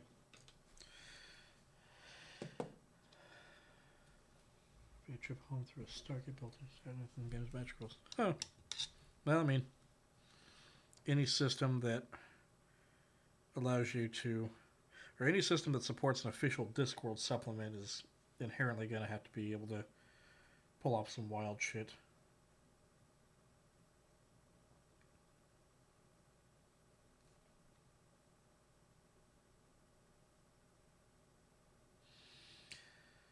Alright, all I'm just doing here is mixing in a tiny amount of titanium white. Do not eat. Titanium white into that Titan buff. Don't fuck up the threads. Come on, get on there. There we go. Ooh. Put that back over there. Just so I can highlight his cap a little bit more before I put on the wash.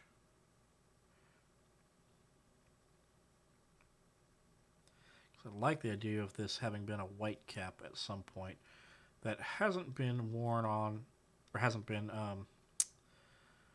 like worn out and discolored quite as much as the apron has over the years. Still has the semblance of a white cap. Oh, there's a little bit on his hair. That's okay, I'll fix that later.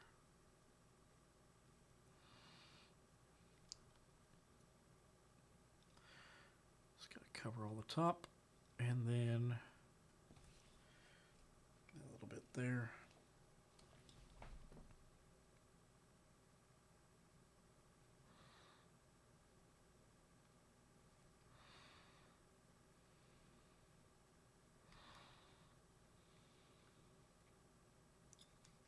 Okay. And then, oh, I forgot about that step. Yep. So let me do that. 12:30. Yes, that's problem with him. Yeah, nice. How many people we got? 19? Yeah. Okay, I'll wrap this up in just a little bit. I just want to make sure I highlight his skin before I do so. Because I do like the look of this skin as zombie skin. It has a very like 1980s, 1990s like radioactive zombie, like a Toxic Avenger style sort of zombie deal. Comic booky. Very comic book zombie style thing. But that's not quite what I want to go for. So I'm going to bring a little bit more life back into it. Well, not really, but just take a tiny drop of that Titan buff. Mix in some Athonian camo shade, like what we were talking about before, to kind of kill it, and that should make a lovely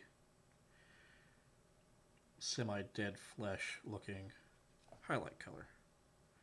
Get just a bit more green in there.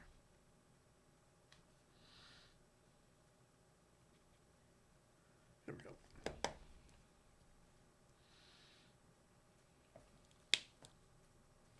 God, I haven't watched the Toxic Avenger movies in years.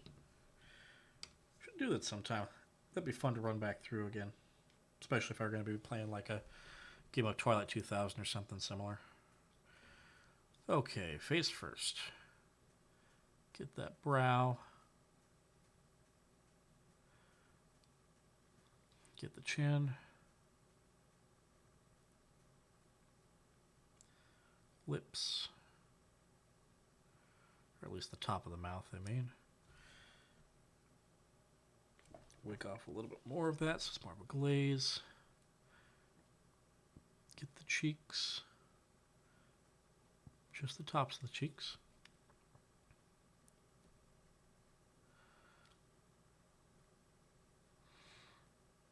And then the area just underneath the eyeballs, the eyelids. And now go do something similar down on the arms. So that's going to be, get that strap of muscle there because that's facing upwards. Hit those knuckles and the, whoops, it's a bit much. It's okay. It's just a glaze. Hit the fingers and the knuckles. A little bit of highlighting on the wrist. Not a ton though, don't want to take away that Magos purple. Same thing, just on the elbow. And then this other side over here.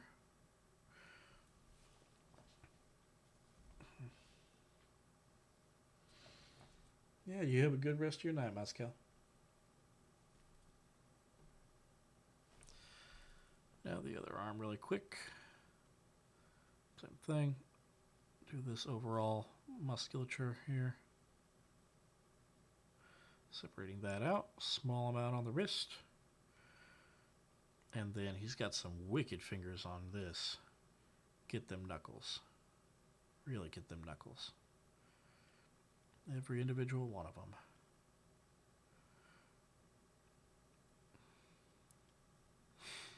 He's got some wicked claw fingertips also. I'll probably have to hit those with just pure ivory and do them like bone. Look at the tops of those fingers.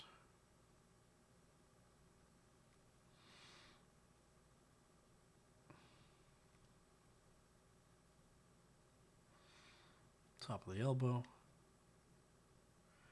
A little bit down this way. Let's kind of bring that together. Might need to do another wash on top of that one because the not digging the shape that I made there for the highlight. So easy to bring down with the wash though. And then the foot. Ankle parts. Gentle amounts on the toes.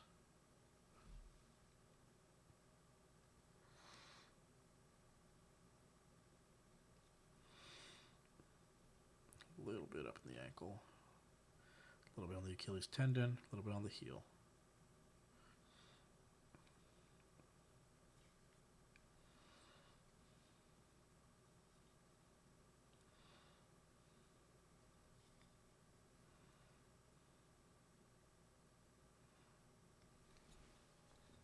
Okay.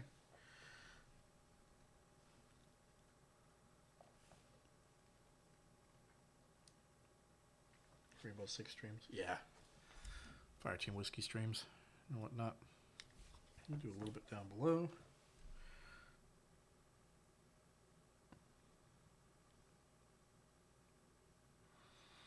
Better.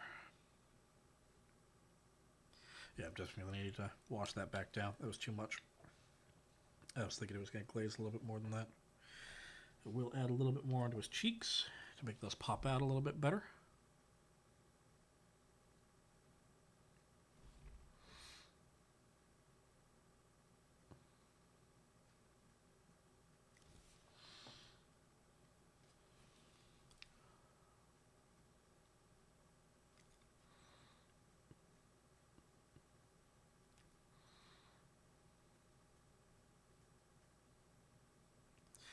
Okay, and then finally,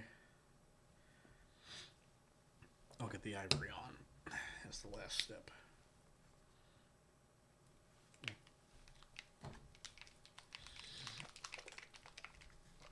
Gotta hit them eyes, gotta hit them toenails and fingernails and claws. Okay, eyeballs first, I think. Actually, let me wick off some of this on the nails.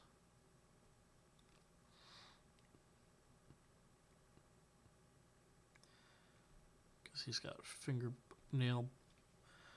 Or I guess they're not really fingernails, they're just exposed bone. So that works. Okay, now eyeball.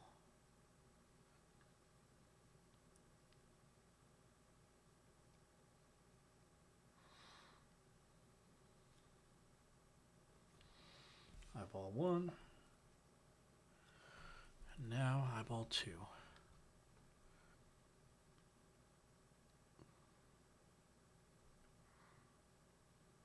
Go back to eyeball 1. Because that one is a little fucky.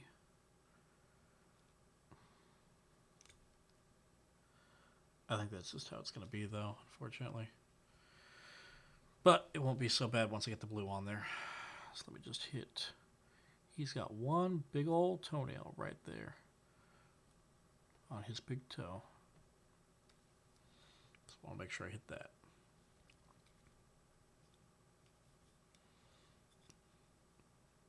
Oh, the teeth. Almost forgot about the teeth.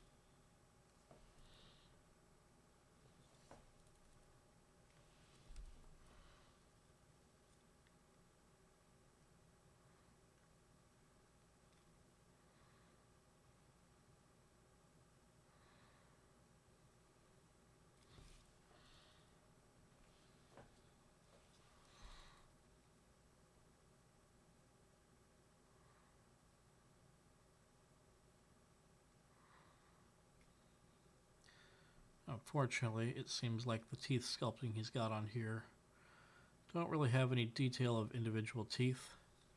It's just kind of the bar across the top of the mouth, but that's still fine. I can deal with that later on.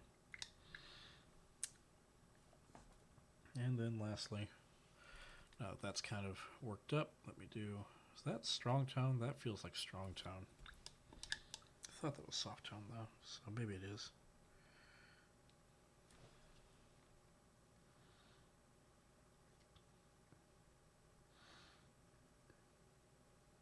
Huh, weird. Didn't mean for that to come out quite like that, but okay. We'll just wick it all off.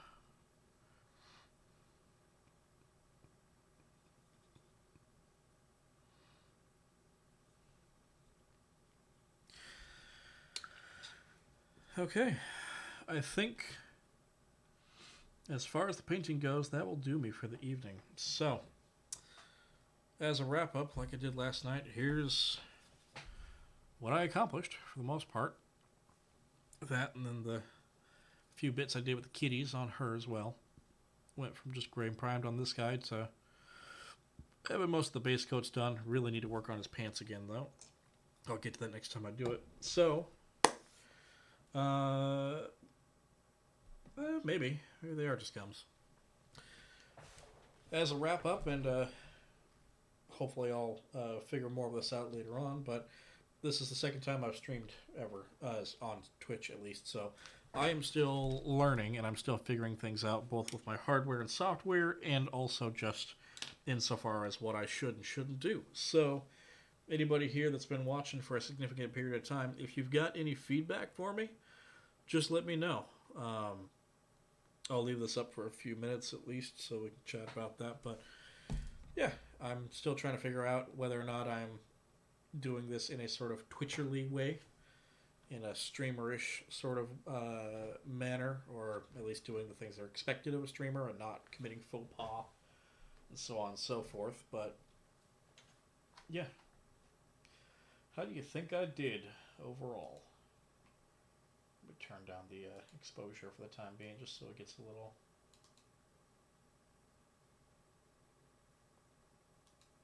not quite so bright, and then also change the zoom and the focus so that it's back to seeing the desk, which looks nice.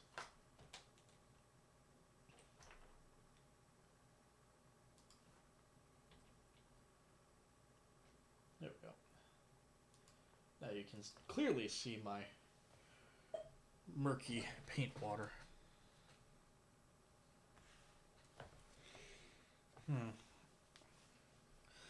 So yeah, next time, hopefully, by the time that I get around to doing this again, maybe next week, I'll have a playlist set up to do some background music, just some nice chill jazz or blues or something similar. That way you got something going on outside of my own dulcet tones. But yeah, have a nice one, Kick Boss. I'll do my best. You do better. I've actually got a whole pile of music set down in that I've downloaded already from Epidemic Sound. I just need to actually get it into a playlist so I can play it and not have to worry about restarting it again, because I've got to have 3 hours worth, or have it set to where it at least have it set to where it loops on itself after it finishes the first couple of songs, or if it finishes a handful of songs. So, ugh. It is about 12:45 here, so I think that's about it for me tonight. You guys have a good rest of your evening, and hopefully I'll see you all again sometime sooner rather than later. guess I might as well just hit the lights and head on out. Thank you, Sphintus. Sphintus Coyote. Yeah, I'll hit the lights. I'll hit the thing to turn the stream off in a second, but you guys have a good rest of your evening, and I will try to do the same myself.